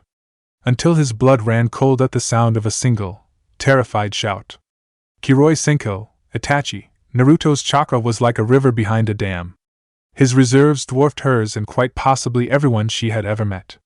Even so, when she took hold of it, molded it, and spread it across as many the targets as she could manage, Itachi felt how draining this actually was. Despite their size, she felt a noticeable drain on his reserves. She would need to be careful. Genjutsu worked in one way. The manipulation of chakra coils. A genjutsu wielder always manipulated the chakra of another shinobi. To do this, they made use of the chakra coils of the intended victim. Either along the eyes to fool the sight, the ears to trick the sense of sound, the sense of touch, even the sense of balance. The more invasive or complex the illusion, the more one had to manipulate the chakra of the intended victim. Thus, the easier it would be for the victim to detect it, or for the wielder to screw up the delicate act in some way. To try and manipulate so many, and from this range, would normally be impossible. The greater the range, the greater chakra had to be utilized, and thus, the less control one had of the technique. In short, it all became exponentially more difficult. At least, without this seal. And without Naruto's particular advantage of massive reserves. The seal Naruto had designed was a combination of two lesser. The first, of course, was the chakra transfer technique. Simple and easy enough, it was used by ninja all the time for a multitude of purposes, not the least of which was the medic ninja in long-term operations. The second seal was a detection seal. The precursor, or so she understood it, to the barrier sensor field that surrounded the village as a warning system. It allowed, as long as the seals that marked the edge of its range remained intact, for a person to detect all chakra signatures, all chakra coils within its range. Useful. But ultimately a benign seal. In the hands of a genjutsu wielder, however, one with an abnormal level of chakra at her disposal, this benign seal suddenly became very dangerous. The chakra provided by Naruto answered to her every whim, moving and twisting as she bade it move through the array. Without the need to supply her chakra for the technique, her full focus was leveled solely on creating the mass illusion. Invading the foreign chakra coils, planting the trigger within their psyches, supplanting the reality of what they were seeing for her fabrication. Soon, she forced the illusions to take root, boring into their skulls, lying there, undisturbed and unnoticed, waiting for her to trigger them. She looked to Naruto and offered a single nod. Ready. At her word, a mental command was given, and the clones that had been concealed through the use of henge, or more simple hiding techniques, each sprang into action. Each attacking the first IWA means they could see. To the Konoha ninja, all they saw was the equivalent of a mass ambush. Several dozen or even hundreds of clones springing up out of the ground to attack with a furious cry before dispelling themselves the instant their victim died or their bodies were struck. To the IWA battle group, however, their vision was of something entirely different. In their eyes, it was one attacker. A single nightmare they'd hoped to never see again. He was there. To the right in one instant, then he was gone. A flash and he was somewhere else, another of their friends dying, a knife to his throat. Another flash and a new man was left screaming, a kunai blade having ripped through his cheek. Another flash and he was at their backs. Another and he was above them or at their sides, below. 100, 1,000 places at once as Itachi tried to blanket as many eyes as possible in her illusion. It was a panic that swept through the ranks. A pure, freezing, all-consuming terror that washed a cold bucket of ice water onto the ninja, whom just a moment ago were filled blinding fury. There were others that she didn't capture in the illusion. Those that were trying to rally their comrades, break them out of it. These she had to force out, dull the senses to them so they wouldn't be noticed. She felt another drain on Naruto's reserves as another layer was added to the illusion. All the while the clones continued to disappear, less and less to fuel the fear and anxiety into pandemonium. Itachi knew she had to make up for the loss.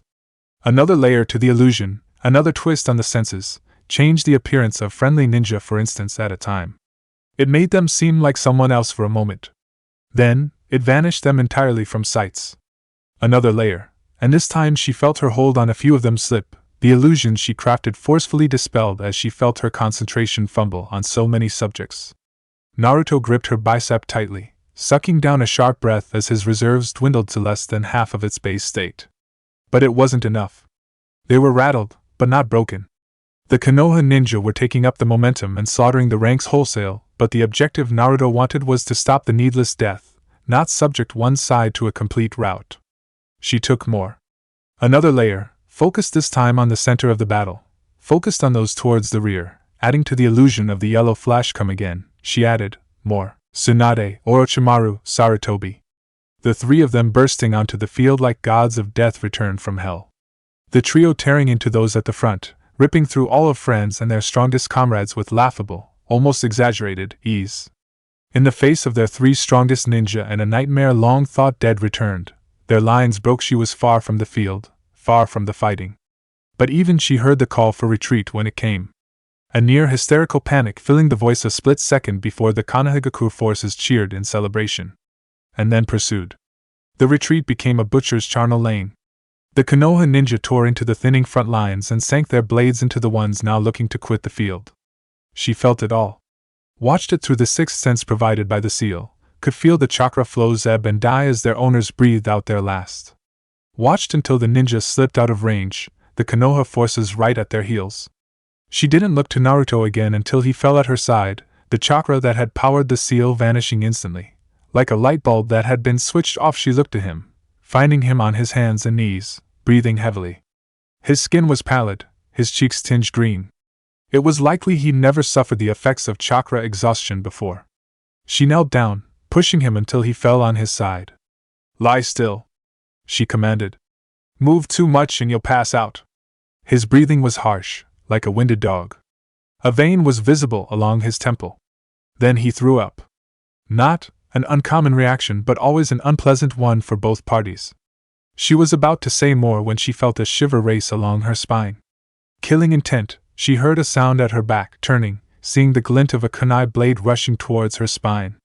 She moved, adjusting her place before she felt the burning, searing pain lance up across her whole back and around her sides. She bit down a scream of pain as she lurched forward, and placed herself over Naruto. The Iwagakure jounin that leapt from the trees looked feral. His eyes locked with hers and she could see the wild, savage rage held within them.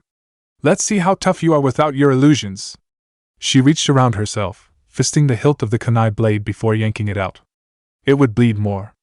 But it would make it easier to move. "You don't seem to understand, Captain Dash," she hissed from her place on the ground. The Iwagakure jounin, Nabutada, only had a moment to realize the woman he was speaking to had quite literally evaporated, like mist in a breeze, before he felt his own kunai blade plunge into the side of his neck. He gasped and choked on blood. His arms flailed as he pulled away, trying to strike her and staunch the bleeding. When he felt the hilt of the knife between his fingers, it was already too late. Itachi stood there, bleeding from her side, arms still outstretched from where she'd stuck him with his own knife, fingers held in a loose fist from when she'd let the blade slip through them. Those eyes stared into his own. "As long as I can see you, I'm never without my illusions." Kutu, as they once more moved through the forest, their pace much more sedate, it was Raman that eventually marched up to his side. "They will be hating you for this," the captain of his personal guard said. "Long after I'm dead, most likely," he responded. "All these things you do for peace, what will you do now?" He shrugged. "Peace will never come for us now. Perhaps the future generations will do what I could not. Perhaps they will be seen differently. But this world seems to have want of a villain." Dash. He brought his hand up, fingers splayed wide before he beat his open palm into his chest twice. "I've done it before. I did it again. I suppose I play the part well if the gods keep casting me in the role." His voice sounded even, measured. Raman had known him long enough to know better. "I see," was all he said. They remained quiet the rest of their journey to the capital. Chapter 37. Naruto. "How are you feeling?" Kyofa asked as she entered the tent, smiling as she walked up to the chair at his bedside. If a bed was not overstating the stretcher hammock cot thing. "Like I should have gotten out of here days ago," Naruto grumbled. He was decidedly not pouting. "Nope, not at all. I keep telling everyone I'm fine. Good as new." She sat down, offering him a chiding expression.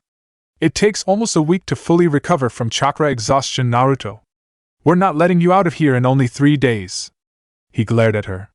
"Is that why you, Ryoko, and Itachi are taking shifts watching me? So I don't try to escape? If you need to ask the question." He was really not pouting. "I hate you. Don't care," she chirped, flipping to marked page of her book as she took a seat. "Could you at least tell me what's going on?" Naruto pleaded. "Itachi was really tight-lipped when I asked, and I was practically asleep when Ryoko-chan came in." She sighed, closing one eye and peeking at him with the open one. "He never did get that habit," she answered slowly, and, when she finally answered, hesitantly, he could see that she had to think about what would be okay to tell him. The battle group is coordinating with others to establish a more thorough defensive perimeter around the border, setting up patrols, trap grids, early warning systems, and such. I meant with Itachi and me. He clarified. Naruto knew that it hadn't taken long for the Konohagakure Jounin to piece together that a mass illusion had been used, given the shouts of the IWA ninja and the mass disorientation in their actions. When they found him, Itachi, and the seal-designed Naruto had remained conscious just long enough to hear some of the conversation before he finally lost the fight with chakra fatigue and blacked out. From what he gathered from the scraps of conversation he overheard, the higher-ups were equal parts pleased at the innovation and angry that they hadn't gotten approval to utilize it beforehand. Something about using an untested, unproven, original design seal on allies being unsafe. Untested, yes, Naruto had thought. But unsafe? Never. He was good at seals.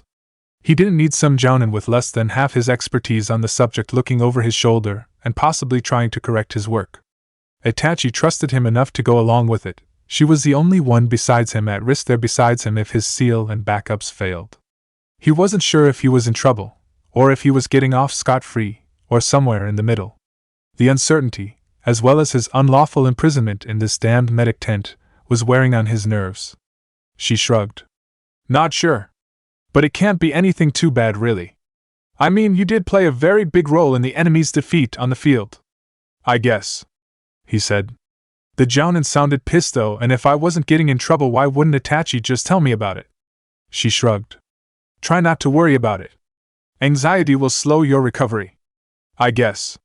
The blonde grumbled but decided to give it a shot. For about 15 seconds. Just as he was going to open his mouth to complain again, the tent flap was thrown open. Uzumaki, a jounin he didn't recognize, called. You good to walk? He practically sprang up to his feet, stopping somewhere past the sitting position. Yes. He nodded at Naruto. Good, Captain wants to talk to you and your Uchiha partner. Figured 3 days was enough for you to at least walk on your own. He blinked. Well, that didn't sound good, or did it? He was so confused. Okay, he said. It was minutes later that he was outside. Kyofu had managed to get him dressed in fresh, simple albeit ill-fitting spare clothes. There weren't many chunin his size. He, the jounin, and Kyofu made their way towards the eastern edge of the camp, and he used the term only inasmuch as it was a place where the ninja's presence was visible. All they had in tents were the injured and some provisions. Things and people that couldn't be moved easily. It made strategic sense since nearly the entirety of their force was mobile. There was no strategic value to assaulting this camp, barring war crimes. If someone wanted to catch the battle group asleep, they'd have to find hundreds of individual hiding places first.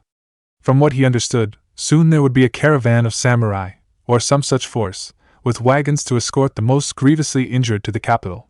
Then there would just be a handful of tents with spare supplies. Not even food would be left here. And after they established the defensive grid, the early warning systems and patrols, the whole force would pull back to a more centralized position to better respond to breaches along those perimeters. In short, there'd be nothing left to mark the battle ever took place here. Somehow, that made him feel very sad. When they finally cleared the thicket, it was to the sight of 3 other jounin standing around his sealwork, along with Itachi herself. He stepped forward. Sup? He asked, struggling not to fidget. Uzumaki. One of them greeted with a nod. He had a scar across his face, quite literally. The thing meandered down from his left temple, to cut clear between his brows, and end at his right jawline. Good to see you're up. Now we can all talk. Perhaps, even see what exactly we're going to do with you. It was a dangerous stunt you pulled. Another, this one a kunoichi, spoke up. If this seal had malfunctioned, gods forbid it backfired, it could have affected your allies instead. There's a protocol for a reason. That, a third jounin finally spoke up. There wasn't much notable about him. A fact that Naruto disliked, immediately remembering Kabuto, is the biggest question in my mind. Why didn't you consult with your commander, who would have consulted with us? Naruto looked to Itachi, who stood off to the side. She, on the other hand, was looking elsewhere, staunchly refusing to even glance in his direction. He didn't think she was pissed at him, so that only left dash. Answer the question. The kunoichi demanded. Yup. Definitely instructed. No real time. He half lied. Designing the seal was complex and time-consuming enough. Asking a superior, explaining it to him, who would have then come to you, and you all would have needed another explanation. Then God knows how much more time you'd all need to come to a decision. The battle would have been over by the time you all gave the go-ahead. A lack of time doesn't give you the right to put the whole battle group at risk. The kunoichi hissed. He got the distinct impression she didn't really like him. He frowned. The only risk the seal presented was to me. If it backfired, I would have taken the full brunt of its cascade failure. You never tested this thing before. Don't you know that even the slightest mistake can alter a seal's effects to dangerous and horrific degrees? Not to mention the wildly fluctuating and unforeseeable potential outcomes. You went off on a hunch and decided that you could handle it. Evidently he was right. The first Jounin, Scarface, spoke up. Ninja don't follow strict military disciplines or engagement strategies. We adapt to the situation. He knew his technique, ran with it, and came out on top. Far as I see it, it's fine. Even if I'd rather him not repeat the stunt. And what happens next time and it's simply not fine? What happens when he decides to gamble again and because of him, we end up losing God knows how many shinobi? Whether he was effective or not this time is completely besides the point. He didn't utilize any precautions whatsoever here. Blind luck isn't something I'm willing to bet my life, or the lives of our men, on. He wasn't sure what it was, perhaps something in her voice or just the words themselves. But something in him, something dark and ugly uncoiled in the pit of his stomach, spilling acid through his blood. That's not how I do things. His voice was poison as his fists clenched and shook at his sides. Seething with something more insidious than simple rage. I don't hurt my friends. I don't let them down. Suggest it again and I promise there won't be enough of you left for them to cart back with the rest of the injured. He barely noticed Kyofu's sharp gasp behind him, or the way Scarface grimaced like he got a bad taste in his mouth, but the other spoke up. Uzumaki. You may be under a lot of stress and medication. War affects everyone differently, so I'll forgive the outburst. He held up a single finger. Once. But threaten anyone under my command or act insubordinate again and I promise that you won't like the way this story ends. Are we clear? Naruto didn't answer, gritting his teeth against the venom that was rushing through his system. He was lecturing him on the effects of war. Are we clear? The man barked, now looking at him with anger. Naruto couldn't have been less impressed if he'd tried. The kunoichi glowered, nonplussed, before she turned and looked to her colleagues. I think that just about says it all about how careful or smart this one is. My previous recommendation stands. Scarface stared between the whole lot of them. I still say sanctions and disciplinary actions are too harsh for a technique that ultimately worked and saved a whole bunch of asses. Give him a fine or something and let's call this a day. The Jounin commander nodded. Duly noted. Uzumaki, though your rash-tempered does you absolutely no favors, I'm guessing by the surprised looks from your teammate and Itachi here that this isn't normal. However, this seal is beyond my comprehension. Whether you two achieved this through luck or skill I have no way to judge. So you, Itachi, and this seal design will be sent back to Konohadakure. An expert there will review your work and disciplinary action will be merited out then. Who knows, maybe this thing can be refined and replicated. Naruto focused on taking slow, deep breaths. The indignant anger that had flooded his system kept a firm hold on his thoughts as he glared at them. Then another thought occurred to him. What about Ryoko and Kyofu? I'm not abandoning my teammates here. You'll do as ordered. The kunoichi hissed. Frankly, you're getting off light. If it was up to me, dash. He opened his mouth, ready to bite out an answer of his own when he felt a firm hand on his shoulder. Turning to look, he found Kyofu staring down at him, a worry held in her gaze. It's all right, she assured. We'll be fine, Naruto. This moment, this second, was one of the few times he could remember, possibly the only time, that he genuinely hated what he was here. Who he was. Uzumaki Naruto. 12-year-old shinin. A nobody. He'd been the man who had been at the head of nearly every offensive, been at the rear guard at every retreat. When he spoke, people listened. When he said he could do it, people believed him. They'd known that he did his level best every time for all of them, no matter who they were or where they came from. He was the one that people believed in, put their trust in. And now he was just Uzumaki Naruto. 12-year-old shinin. He didn't consider himself a prideful person, but these three weren't Tsunade. They weren't Sarutobi, Itachi, Kakashi.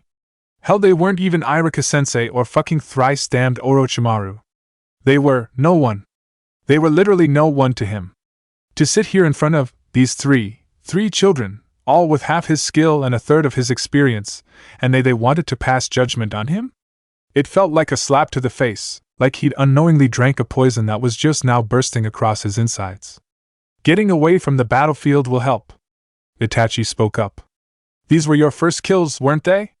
Naruto blinked, turning to look at her, wondering, just for a second, why she would say that. Then realization slipped in. She had just given him a way to salvage the whole charade, a way to explain his behavior right now. And it worked. He felt Kyofu's fingers squeezing his shoulder, her surprised oh. Even the kunoichi seemed to soften her gaze ever so much. Somewhere he realized, as far as this lifetime was concerned, she was right.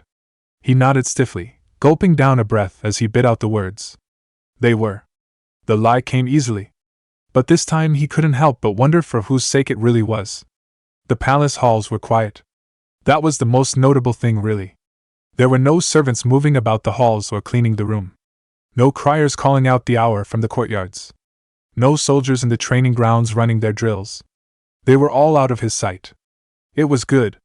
Kuta wanted quiet. Well, he wanted peace. He would settle for quiet. Anger, frustration, sorrow, listlessness, all of these things warred within him. A cacophony that had brought him to a state where he drank himself into drunken rampages for the past 2 days. The first episode sent him stumbling through the western wings of the palace despite the concerned protests of his braver servants. For their efforts, he had summarily banished them from his presence.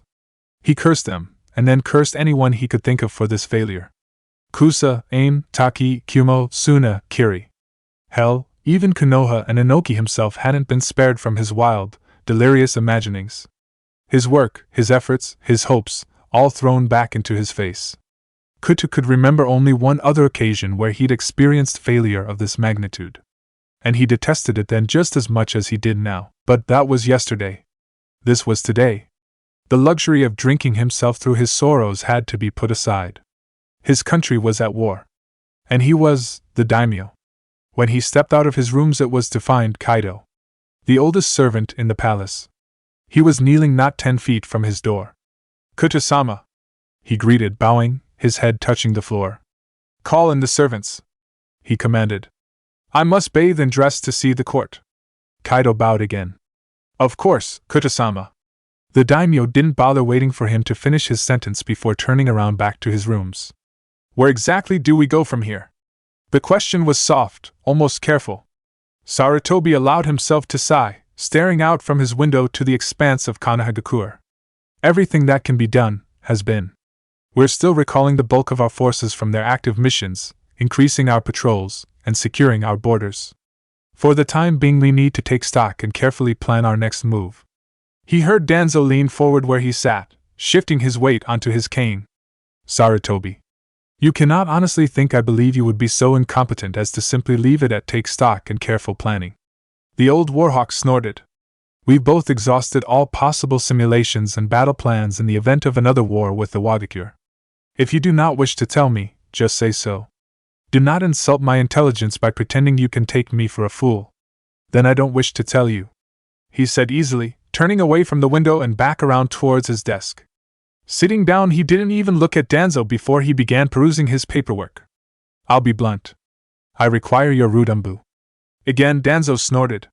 If roots still existed, I might have been willing to oblige you. Hypothetically speaking, what objectives would you have asked them to carry out that you couldn't do with your own forces? If root existed, I'd instruct you to turn your eyes to Suna and Kumo, he answered. We need to know if the first will try to distance themselves from our alliance as for the latter, to determine if they will seek to throw their weight behind IWA in the conflict. Or perhaps even open up an entirely new front. Our forces are stretched thin at the moment, and burdening the Umbu Corp with these objectives will only needlessly weaken our battle lines. I will see if I have any old contacts remaining in those countries then. I cannot promise their effectiveness, given that they are not root Umbu of course. But I will see what can be accomplished. In the meanwhile, what exactly did you acquire from your raid on Iwadakure? Sarutobi smirked. Quid pro quo, Shimura, I only arrived yesterday. There are many things I'm sure I haven't been brought up to speed with just yet. His old rival offered a single dry chuckle in response. You have missed quite a bit. Most notably the fact that your successor decided to return from the grave. Or at least a perversion of his technique did. That was not what the Kage had been expecting. What? Danzo chuckled. It was rare to catch Hiruzen so flat-footed. Indeed. The Uzumaki child may have been bereft of the Kyuubi. But, dare I say that I am beginning to wonder if the trade-off was, perhaps, worth it. I have it on good authority that he's been sent back to Konohagakure along with his partner, Uchiha Itachi. What exactly did they do that has you so impressed? He asked, rather incredulously. It's not every day a preteen and an Uchiha princess with familial baggage manage to turn away the bulk of Iwagakure's army so decisively that the causalities our forces suffered barely reached the double digits. I don't have specifics on the technique. However, rumor has it that they used some kind of illusion and seal combination. I can say it worked. Rather effectively at that. Hiruzen was, indeed, suitably impressed by the descriptions, his lips and mouth twisting in an expression of surprised approval in order to hide the surprised irritation. Just how many high-ranking spies did Danzo have in his employ along the front lines to enjoy such accurate information so quickly? Strangely, it was simultaneously dismaying and reassuring. Quid pro quo, as you said? Danzo said as he leaned back in his seat. What did you learn? Sarutobi closed his eyes, reaching into his robe to pull out his pipe. Anoki is dead. Now, it was Sarutobi's turn to enjoy the surprise of his old rival. Danzo offered no facial expression, but the way he slowly straightened in his seat and tightened his grip on his cane said more than enough. He couldn't blame him. Sarutobi had the same reaction. It was strange. If he were honest with himself, Hiruzen could admit he felt a certain sorrow settle over him whenever he thought of it. Anoki was dead. They'd only met each other on the fields of battle, or at the end of their great wars to discuss terms. There should be nothing but enmity in his heart for the old bastard, and yet… I see, Danzo finally said. The two of them fell into silence, until finally, Shimura cleared his throat. This is very good news. Potentially, Sarutobi cautioned. His replacement could be much more antagonistic. True, but it will take time for IWA to find a replacement, and more time for the boy to establish himself adequately. They're on the back foot, giving us time to tighten our defenses or prepare a full offensive into their territory. By all reports, they have suffered grievous casualties and injuries. An invasion is not out of the question, if… Danzo trailed off, and Sarutobi could tell he was not about to like the turn the conversation would take. If… We have no battle-ready Jinchuriki, Hiruzen. Sarutobi straightened, his features tightening. No, was his immediate command. Do not ask it again.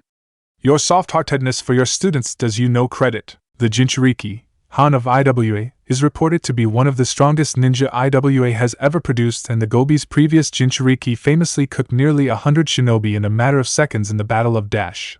I know our country's long histories just as well as you do, Danzo. Then you know that if Han is as powerful as the previous Jinchuriki, we have very limited options in order to counter that power. Tsunade would sooner tear down this entire village with her bare hands than willingly hand you her 6-year-old daughter Danzo. Sarutobi warned. The Warhawk snorted. Then I suggest you control your student. Certainly, the child would never be ready to face Han by the time this war begins, but she can be made ready, perhaps, for the next village that tries to utilize the current situation to their advantage. We don't have the luxury of simply waiting another decade for her to be even at a marginally respectable skill level. Give her to me, Dash. No! Sarutobi barked, all amicability evaporating as he glared at Danzo. Would you like to test how weak my attachment to my students has left me? You try it, breathe in Akane's direction, and I'll reduce you along with everything you've ever built to smoldering ashes. Danzo sneered. The silence that fell between them was thick with tension, both old rivals staring at each other across the room. Fine. Danzo folded. Despite his mockery and criticism, Sarutobi was a very, very dangerous enemy to make. Then at the very least take her out of the accursed academy. Place her with the Jounin sensei Hiruzen. I will consult with Tsunade. He conceded. If, and only if she agrees, will I begin looking into such. Danzo shook his head, equal parts irritated and disgusted by his condition. The road to Konohagakure was a quiet affair. Only he, Itachi, and a handful of other shinobi were cleared to return from the front, and none were in an overly talkative mood. Kyofu and Ryuko were still with the battle group, and even though he knew the battle was done, that by all reports Iwa's attack force had pulled back behind the border, Naruto still hated that he just left them there. They were his friends, his teammates. They were strong, some of the best kunoichi he'd known. But he couldn't protect them while they were there and he was here. The thought was like a dog gnawing on a wound. Every step, constantly picking at the raw nerve that was the fact that he was getting further and further away from his friends when they might need him. He was so lost in his thoughts, he nearly jumped when Itachi's hand came down on his shoulder and brought them to a dead stop. "Huh! Let's talk," she demanded, looking down at him as the rest of the ninja pulled further away at their sedate pace. "I'm fine," was his immediate statement. He was sincerely growing to hate that perfectly arched eyebrow of hers. "No. You're practically spitting fire techniques every time you open your mouth. At what point did the words of a single Jounin kunoichi hold such influence over you? What exactly did she say that riled you so much?" "It's—" He paused, sighing before shaking his head. "Forget it, just forget about it. I'll get over it." She offered him a look, one that let him know she didn't quite believe him before she nodded. "If you need to dash." "Yeah," he interrupted, nodding. "Yeah. Thanks. Really. But let's just get back home." For Iwagakure's last remaining Jinchuriki the fever had taken in. The slight cut from the legendary Kusanagi blade had delivered its equally infamous poison. He wasn't dead. But even his heightened immune system was having trouble fighting off the effects. As such, his temperature was through the roof, nausea churned his stomach, and fatigue rushed through his muscles. He managed to travel relatively unhindered though. Simply trusting that his body would throw off the sickness after another day or so, he moved north, back towards Iwa. It was expected of a loyal shinobi after all. The orange-masked ninja, Tobi, was gone, as he said he would be. He wasn't sure where. The man had schemes within schemes and plots within plots. Though he played the role of a fool, his hatred for Konohagakure was, perhaps, more extreme than even Han's hatred for Iwagakure. His request was simple. Fuel the war. Keep the two countries fighting each other.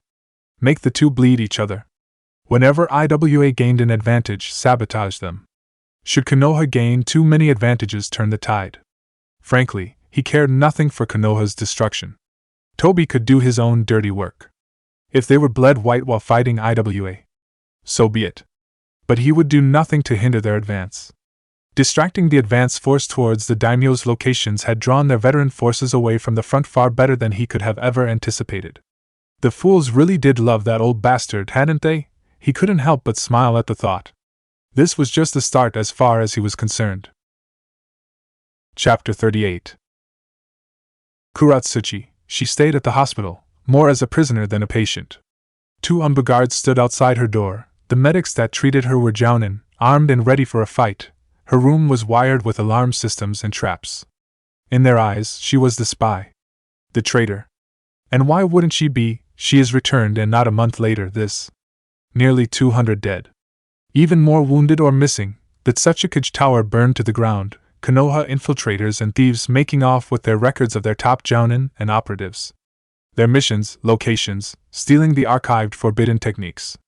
And Inoki, her grandfather. Of course they would suspect her. She would suspect her. Her only saving grace was that she'd killed one. Killed one, been injured and left in Iwa. If she was truly a traitor, she wouldn't be here. That, and her father was next in line for the position of Tsuchikage. And through all of this, the question gnawed at her, crawled through her mind like a worm. Just how much had she been used by Magajiro Kutu? It was a hard image to reconcile. A conniving, cutthroat, murdering warlord with the man she shared dumplings with at a dinner table. That someone she'd almost considered family had so completely betrayed her. Used her. Trading her back to her home was his means of opening the negotiations, luring her grandfather out. And she was the one that convinced Inoki to take less guards than he initially intended. His whole plan had revolved around her, and her playing her part. And she did so flawlessly. Konohagakure had won a massive embarrassing victory over their ancient enemies, not since the Yondaime Hokage had Iwas been beaten so completely. Their image, their political clout, their standing, their military strength and security, all of it, and she played her part. She should be fucking executed. When the door opened she looked to find an Umbu standing there, not a doctor. "Kuratsuchi-san," the man said. Then he showed her the cuffs. "You're being summoned." Sarutobi, The thought that passed through Hiruzen's mind was an odd one. It was that, years ago, he would always stand for reports like this. It was unseemly for a Kage to remain sitting at all times. That his appearance, his stance gave his subordinates impression as much as his words. But frankly, he could barely bring himself to muster enough energy for that, for posturing.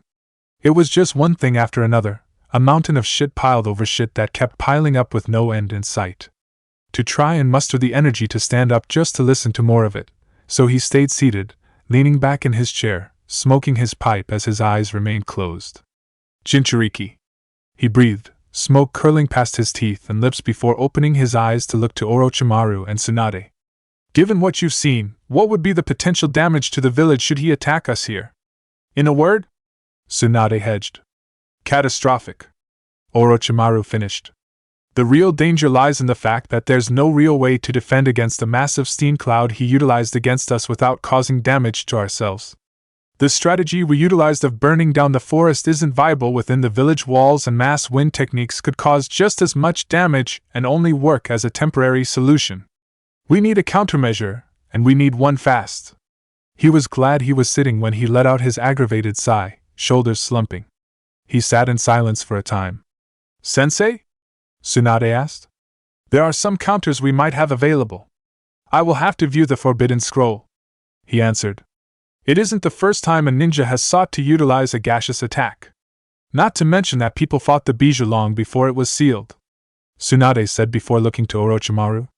I'll consult our historical records, the serpent answered with a nod. All half measures as expected. The door opened without warning, revealing the near sneering face of Danzo Shimura. Sarutobi felt the migraine rapidly approaching as he sighed. Shit piled on more shit. Kuratsuchi, she was escorted to her father in chains. It was infuriating, humiliating, depressing, and incredibly fitting all at once. Her father looked at the chains as though he wasn't sure whether he should rage or feel deeply sad. He was surrounded by a half-dozen people, Joun and Umbu, her grandfather's advisors, all looking to her with expressions that ranged from open hostility to a somber, quiet sadness. Leave us, please, her father demanded. One by one, they began to file out. The conference room of a commandeered office building the Umbu Athat was serving them now as the would-be headquarters until the Kage Tower was, at last, repaired. The Umbu that escorted her moved to follow the others before her father held out his hand. The Umbu hesitated before giving her father the keys. The door closed behind them fully before Katsuchi reached down to remove her bindings with a sharp crack of the lock, the chains rattling to the ground. She rubbed at her wrists, looking down, not saying anything. Her father stayed quiet as well. When he did speak, it goes without saying, we're at war with Konohagakure. It was about this, not about her injury. The small divide that she'd felt to be slowly mending since her return a month ago, the trust that had been re-established as though it was never gone was now shattered, and she felt as though a gaping, mile-wide chasm existed between them. Something ugly, like a wound. He gestured for her to sit. With leaden, heavy feet she made her way over to the chair, watching as he sat across from her. When he looked at her, his face was gravely serious, all hard edges and chiseled lines. We need to know everything, Kuratsuchi. All the information you have on the daimyo, his family, the palace's defenses, the Konoha ninja you trained with, everything. If you do, it'll help. The message was clear. She was on thin ice. This was her only salvation. Could she? Could she betray them? Not Kutu. The man had shown himself to be a snake more vile and treacherous than Orochimaru. But the others? Her tutors? Kutu's children? Itachi? Naruto? None of them had known. None of them were responsible. Could she turn on them? Give information that would make it easier for them to be killed, or worse, would make them a target? Did they deserve to pay for what Kutu had done to her? Did she deserve it? Did Kutu deserve to live because of the people around him? Should a snake be allowed to thrive and prosper because he lived in a flower bed? It was an ugly, horrid little thing that uncoiled in her chest at that moment. A feeling that made her feel wretched inside. She realized that yes, she could betray them. One good turn deserves another. I'll tell you everything, she swore. Naruto, the return to Konoha was a somber, quiet affair. The shinobi arrived in a column, carrying their dead and wounded, a harsh, macabre statement as to the cost of a single battle.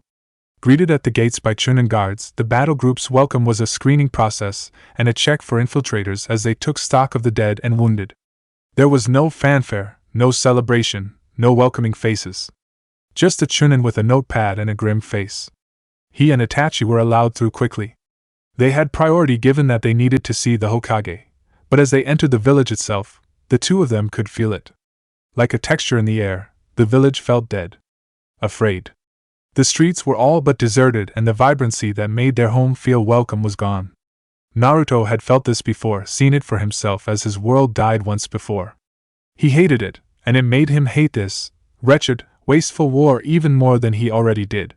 They entered the tower, and within its walls, it was the exact opposite to the village outside. Where the village was quiet, solemn and desolate, the tower was a high bed of activity, with Chunin and administrative ninja moving quickly and with purpose.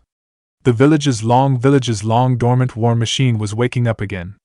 It's amazing to see, Itachi commented. Naruto frowned. I hate this. I agree.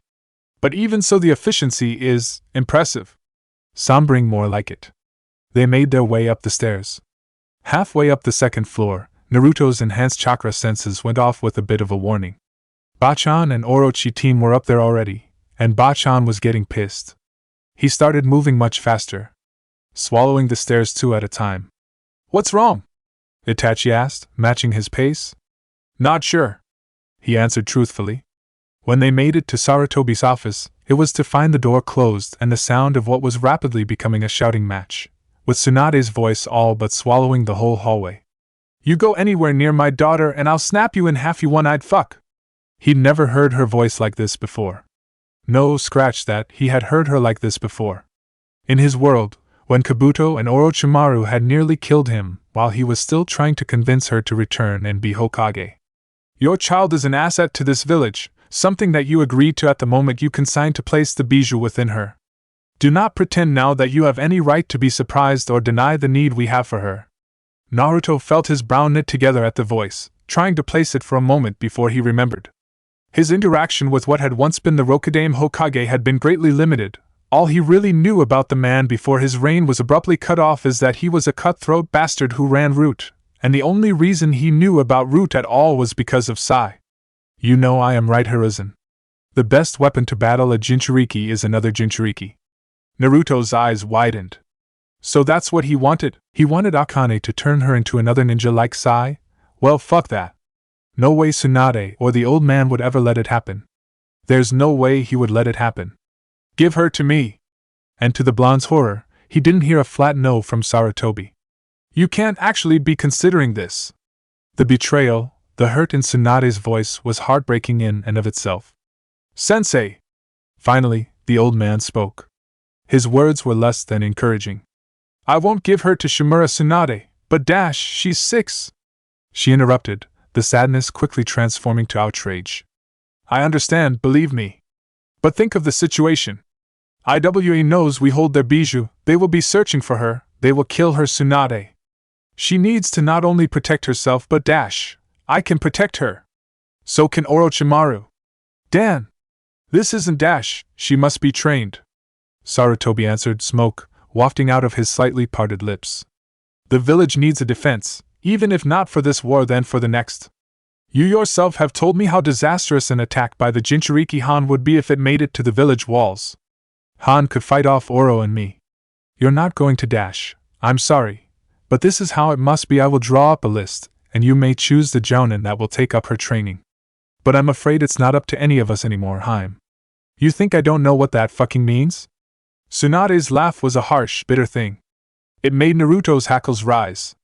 You think I don't know him or you? He saunters in here knowing I'd sooner gut him like a fucking fish than give him Akane, and you're conveniently here to offer the softer alternative that I'm going to jump at. Naruto felt his eyes go wide, looking to Itachi and askance, who merely stared at the door in front of them with her typically blank expression. The old man. He wouldn't do that. He was kind, the best ninja in the village and he was the Hokage, with everything that entailed. Offer me a list of jounin that you choose, that will be more than willing to lie to me and hide things from me as long as they can get the job done that you want them to do. I could pick any name on that list, and the result will be the same. My daughter as the village's fucking trump card to be sick on Han, or some other target to buy us a little time and fuck her if she dies. There was a sound of an impact and Naruto guessed Tsunade had just slammed her fist into something. I know who you fucking are when you want to be. There was silence for a long moment. Then Sarutobi spoke. His voice slow, measured. It is decided. The feeling that hit Naruto a second later filled him with dread, an instant, nauseating churning of his gut. Killing intent. Powerful, focused, he'd faced down things like this in the past, but rarely was it this strong. The voice that spoke this time made him reel. You won't get near her. I'll kill the first of you who tries. You think your Umbu can protect you from me? Orochimaru. Naruto could feel the chakra signatures of the Umbu flare up, feel how Danzo shifted his placing on the floor along with Sarajiji. Orochimaru, he was dead fucking serious. Without another moment's thought, before Itachi could even think about stopping him, his hand lashed out, turning the doorknob and flinging the door open. When all eyes turned to him and the visibly surprised Itachi, Naruto felt very much like a deer caught in the headlights. Nevertheless, he spoke up, voice clear, strong and far more confident than he felt as he stared down the four most powerful ninja of the village. Team 7 has a free spot, last I checked. Chapter 39. Sasuke decided that, to anyone who even bothered to take a cursory glance at Team 7, his team would easily be the most oddly composed team they'd ever seen. They had a Chunin instructor who was their age. The Rookie of the Year, a bookworm kunoichi and a toddler. Sasuke didn't consider himself a prideful person, well, no more than anyone else in his immediate or extended family. But honestly, he spared a glance across the bridge, where Sakura was currently humming a tune as she let Akane braid her hair, a big smile on the little girl's cherubic face. How in the hell was anyone gonna take them seriously at this point? Oh dear God, when Kiba got wind of this, he'd never hear the end of it. Sasuke groaned, rubbing the bridge of his nose. Maybe he could bribe Hinata to keep him in line somehow? More than the issue of image though, Sasuke was starting to feel a very real sense of unease. This was just too much politics for his liking. He wasn't an idiot, and he wasn't blind either.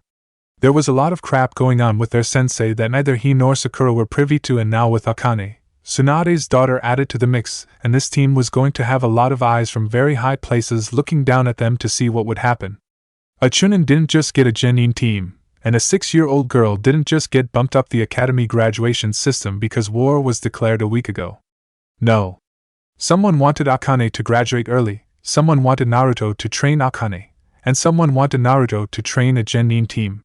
Naruto said Itachi asked him and she'd confirmed it, but what if that was just some sort of cover story and someone higher up the food chain wanted Naruto specifically to train them for some reason?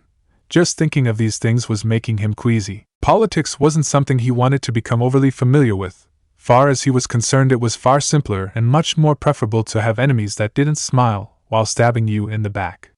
And getting involved in political scheming in the middle of a freshly started war was just asking for trouble. Too much trouble. The worst part is that he didn't exactly know who to talk to about it. Sakura and Akane were out, his two teammates were probably oblivious to this, and if he were to tell them, they couldn't do anything about it anyway.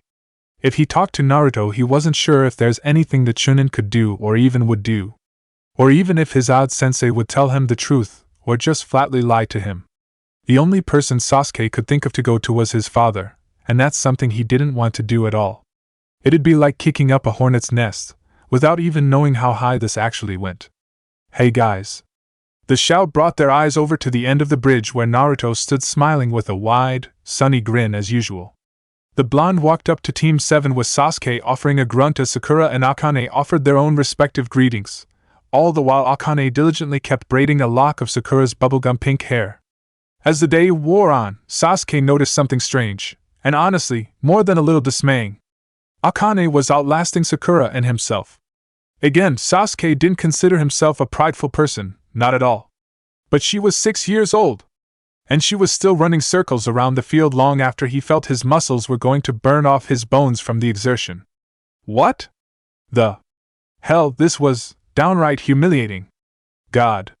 Kiba could never get wind of this. He'd bribe Hinata with the whole Uchiha treasury if he had to. Or an endless supply of cinnamon buns. She liked those, last he checked. Sasuke looked up at the sound of laughter. There she was, still running laps. Gods, this was humiliating. He pushed himself to an upright position, looking behind him towards Sakura at the base of a nearby tree, panting like a winded dog. A second later, he joined her. What the hell are they feeding her? Sakura wheezed. Drugs? Sasuke declared. Lots and lots of drugs. She laughed. He wasn't joking. Having fun yet? Sasuke opened his eyes, finding Naruto hanging upside down above them, smiling. The blonde dropped down, landing in a crouch between the two of them. Akane's special if you didn't notice. The blonde preened. We noticed. Sasuke deadpanned. Where does she get the energy? Sakura put in. Well, that's the thing. Naruto offered as he sat down. Akane has really high chakra reserves. Higher than almost anyone in the village, especially given her age. That's why she was assigned to Team 7. Their sensei pointed at himself. I'm one of. He paused. Then actually started counting his fingers. This many people in the village that have her beat in chakra reserves right now. He held up 7 fingers. Who are the others? Sasuke asked, his bruised and battered ego feeling a little mollified at the information.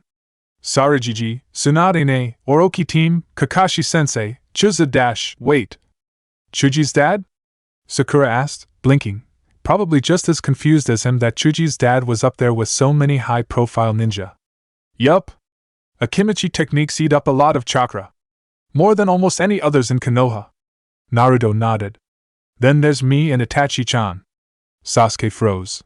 One could almost hear the grinding of his teeth and vertebrae as he turned his head to look at Naruto. Itachi-chan, he noticed the blonde shiver, looking around him. Why do I feel like someone walked over my grave or something? Before the situation could proceed further, Akane called from the field. Naruto-ni! Yes, he called, turning to look at her. You said to keep going till I was tired? You tired now? He called. A little. A little, she says. Sakura laughs. Probably did our share of exercise for the next month, and she's just a little tired. Makes you think that we should look into this abnormally large chakra reserve stuff. Seems like it could be useful. Sasuke decided to quip, making Sakura chortle. For some reason, Naruto looked at him funny as Akane walked up to the group. So what ya talking about?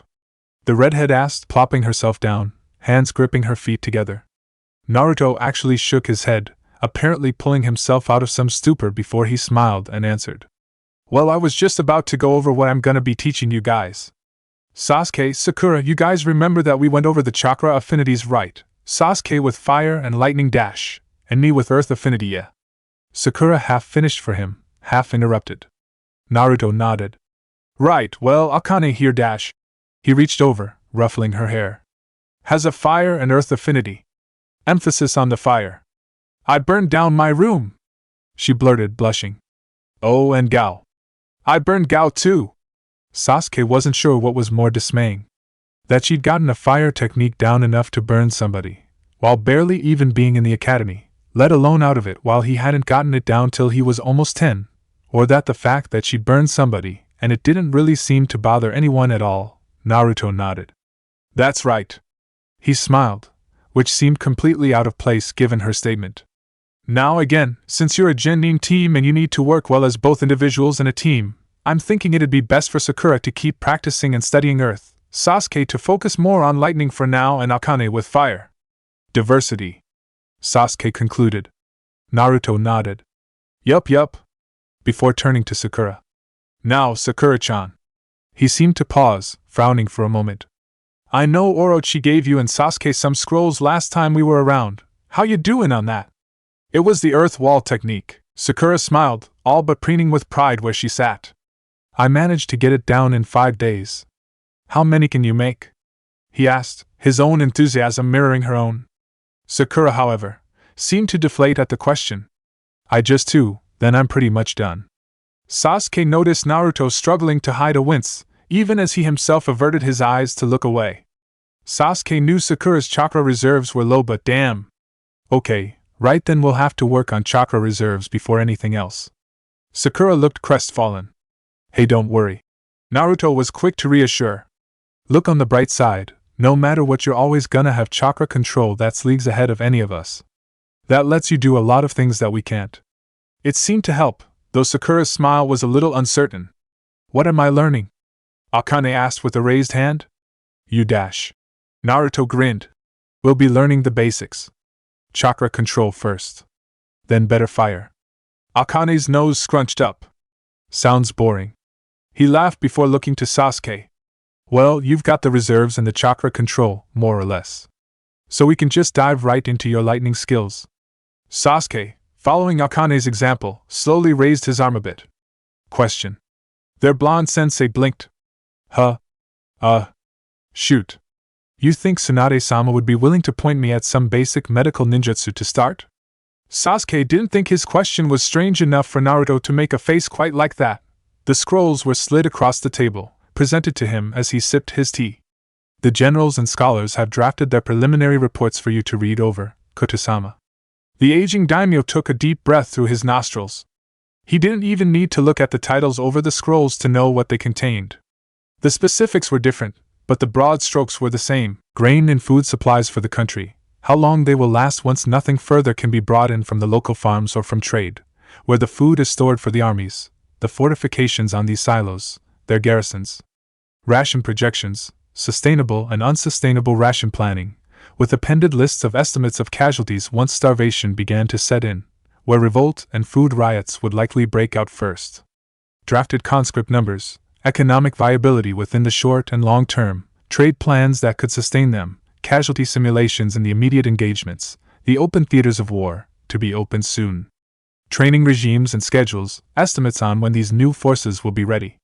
Possible locations suitable for attacks through disease, toxins, and biological routes, a preparation they could thank Chiyo of Sunagakure for, given her preferred method of attack.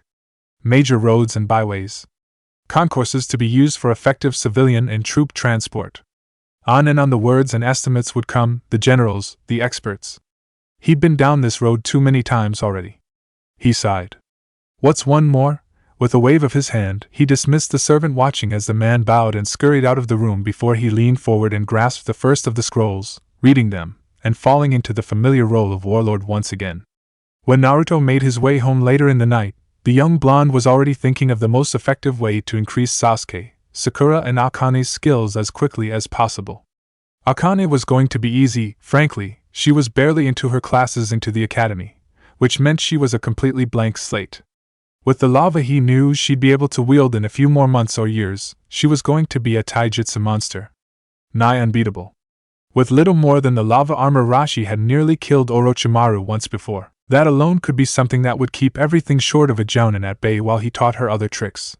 Sakura was equally simple, especially this Sakura, whom still had a crush on Sasuke but didn't make it the orbit of her entire universe. She could pick up skills from just reading things in books. It was her chakra reserves that were horrible, and the best way to raise up her chakra capacity was to force her to use it to the point of exhaustion over and over and over again. Eventually, the body would get the message, I need more, and the change would come naturally, same as any muscle in the body. Now, getting her to do it by practicing new techniques, or doing physical exercise, that would just be killing two birds with one stone. This Sakura also seemed to prefer combat to med techniques. Quick hit and run tactics, traps and ambush attacks. That was something he excelled at, but seeing Sakura so keen on the combat style was, jarring to say the least, off-putting even. Nevertheless, he had promised himself, assured himself that these were his friends. And that it was okay that they had different likes and preferences to the friends he remembered. Sasuke, though. Sasuke had thrown him for quite a loop. Never ever would he have believed to find the day where the Uchiha would have even the slightest inkling to do medical techniques, let alone ask him to go to Tsunade for apprentice scrolls or advice. It wasn't a bad idea to have a medic on the team, far from it in fact. But Naruto knew exactly jack and shit of medical techniques. He really would have to ask Tsunade for help in training Sasuke. He doubted she'd put up too much of a fight, considering her own daughter was on this team and Sasuke's medical ninjutsu could very well end up saving all their lives. What worried him was that it might just take him a bit too long to be effective with Tsunade's teachings. Sasuke had large chakra reserves, even by Uchiha standards. Hell, towards the end, the only people that had more chakra were Jinchuriki like himself, or Tobi. To become a medic with that much chakra, frankly, he wasn't sure if it was even possible. But he did promise he'd talk to Bachan, and he always keeps his promises, By the time he opened the door to his apartment, he was greeted with the smell of food. Not ramen, but it put a smile on his face anyway. "Smells good," he called from the door, stepping into his apartment, finding Itachi sitting at the living room couch, book in hand, one leg crossed over the other. She turned her eyes to him. "I've been accepted into the Hunter Ninja." Her words made him freeze in place, even as her tone remained flat and neutral. All at once he felt the anxiety, the fear and the uncertainty churn through his insides. His blood rushed through his skull to pound against his temples. Then he looked at her face, looked at eyes that seemed to gleam with a sort of gleeful pride. And he shoved it all down into a place it couldn't reach him. The fear, the anxiety, and every nauseating feeling that burned through his insides like red-hot coals. He pushed them all away and smiled at her, showing all the gratitude and pride he felt for her in that moment, forcing it to shine through all the rest. The corner of her lips pulled up into the slightest of smiles to return the gesture, seeing it for what it was. Chapter 40. Shinobi wars were quiet things. They were not like the wars of the daimyo, with armies marching in open fields, sending out criers to towns and settlements through their lands, demanding that the fit and the healthy serve their country and lord by joining the military. They did not have samurai in heavy armor and horseback marching through the streets, with weapons and banners flying. They did not field armies in ranks and lines. No, the initial battles were fought, blood drawn, and victors decided on the open field. Now came another stage, another theater. A time for both sides to bleed the other from 100 little cuts. Weaken them as much as they could before they engaged again. An assassination, an accident, a theft, a sabotage, a defection, an informant, a capture. Victories and defeats in the black nights where none but the knowledgeable can see or hear them. The battlegrounds of the old wars still bore their scars, but they will not be used yet. Will not see blood yet. Oftentimes, the population at large might not know two shinobi villages were at war at all. As quietly as their war raged, so too did the villages quietly alter themselves to fight it. The academies were given more stringent training regimes. Chunin were made into sensei for new graduates to free the force of jounin to join the other elites where they could contribute the most to the war effort. D-rank assignments within the village walls were rejected. Only the missions with the most reasonable risk-to-reward ratio were accepted from private citizens. Administrative staff fit for combat were required to begin their training again, while other, less able-bodied personnel took their place. All done beneath a placid veneer of calm that showed nothing at all was amiss to the outside world.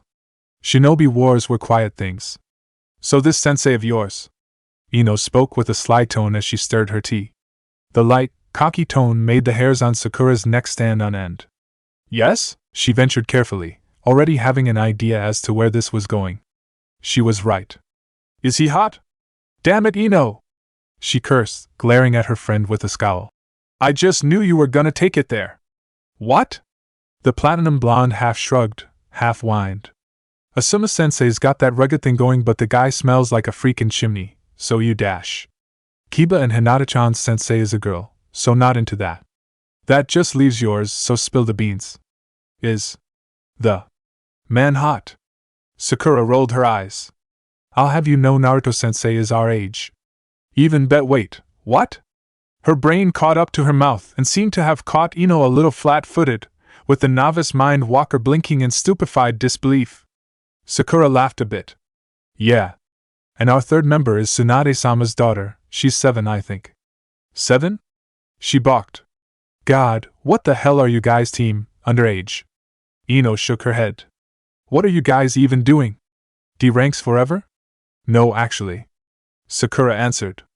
"Naruto might not look it, or act it actually, but I read up on him a bit. He's one of like 3 people to have graduated the academy in just 1 year. He was trained by Orochimaru-sama, and even studied with the daimyo's 5 guardians for a long time. He's teaching me and Akane elemental manipulation already." She preened, all but glowing with pride at learning something that was at least a Chunin-level branch of ninjutsu while still a rookie out of the academy. "And Akane is your new teammate? Tsunade-sama's daughter?" "Yeah, she has a really strong fire affinity." "How strong?"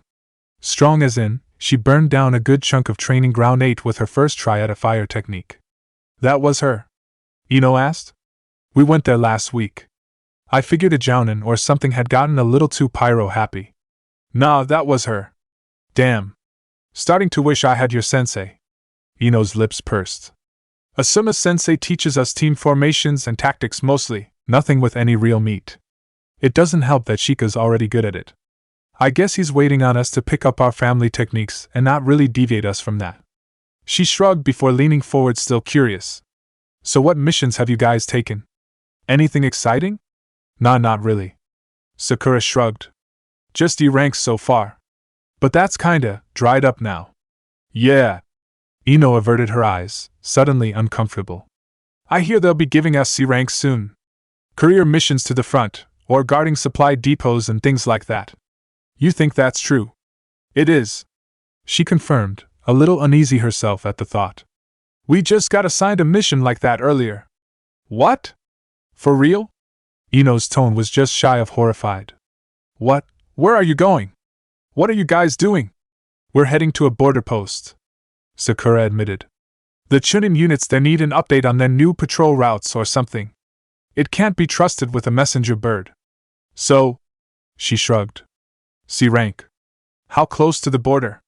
Not too close, I think. Hoped, actually.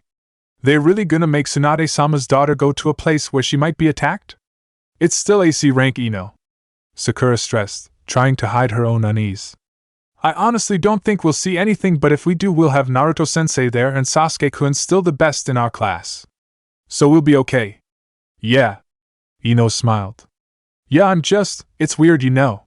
It's like it hasn't really sunken yet. Never thought I'd be in a war. At least, not till I was older, you know. She did know. Irrational as it was, she shared that niggling fear. That little disquiet, the thought that every day she would get some kind of letter or order that she was gonna be heading off to fight IWA ninja, an imaginary Damocles sword hanging precariously over her head. So when do you guys leave? Ino asked. The next morning, as the sun was beginning to clip over the eastern mountains, Sasuke and Sakura made their way to the team's usual rendezvous. Walking with a strange quiet between the two of them, supply packs full to bursting. As they arrived, Naruto was already there. Hey guys! The blonde actually waved at them like an overenthusiastic kid as she and Sasuke made their way across the bridge, smiling in a way that seemed to fit the morning sunshine. Sakura smiled and waved. Sasuke offered a nod beside her. The pinkette looked around. Where's Akane-chan? Naruto shrugged. Still on her way, I guess. We are still a little early, I think. So they waited. They waited in silence. Apparently, even Naruto was feeling some kind of anxiety or something that brought his usual enthusiasm and chatterbox personality to something a bit more reserved. Finally, when Akane showed up, with her came Tsunade. Hi Sakura-chan, Sasuke-kun, Naruto-ni. Akane waved, smiling a sunshine grin that reminded them of Naruto not 10 minutes earlier. You guys ready? Not just yet, honey. Tsunade chided, smiling before it vanished, and she looked to their sensei. Naruto, can I talk to you for a moment? Their diminutive sensei seemed surprised before he nodded. Huh? Oh. Yes, sure, Tsunade. Naruto had to jog at first before he fell in step with Tsunade, the two making their way to the other side of the bridge as they heard Akane start talking with Sakura and Sasuke, her excitement at the mission pushing away the gloomy anxiety that gripped both her teammates with her oblivious enthusiasm. So what's up? He asked. A few things, she said before sighing, rubbing at her forehead. Too many things. But let's start with the least dangerous ones. He hoped she was being melodramatic. She took a breath. Akane wasn't feeling well last night. Naruto blinked. Wait, what? Tsunade seemed to catch his look. Yeah. Jinchuriki don't get sick, much less with me as a mother, so I checked, and I found her whole chakra system was active, to say the least. He nodded. You suspect the bijou. We know he's been doing something, she said. She seems over whatever it was, but... He nodded. Yeah. I got it. I'll check her again the second we get back.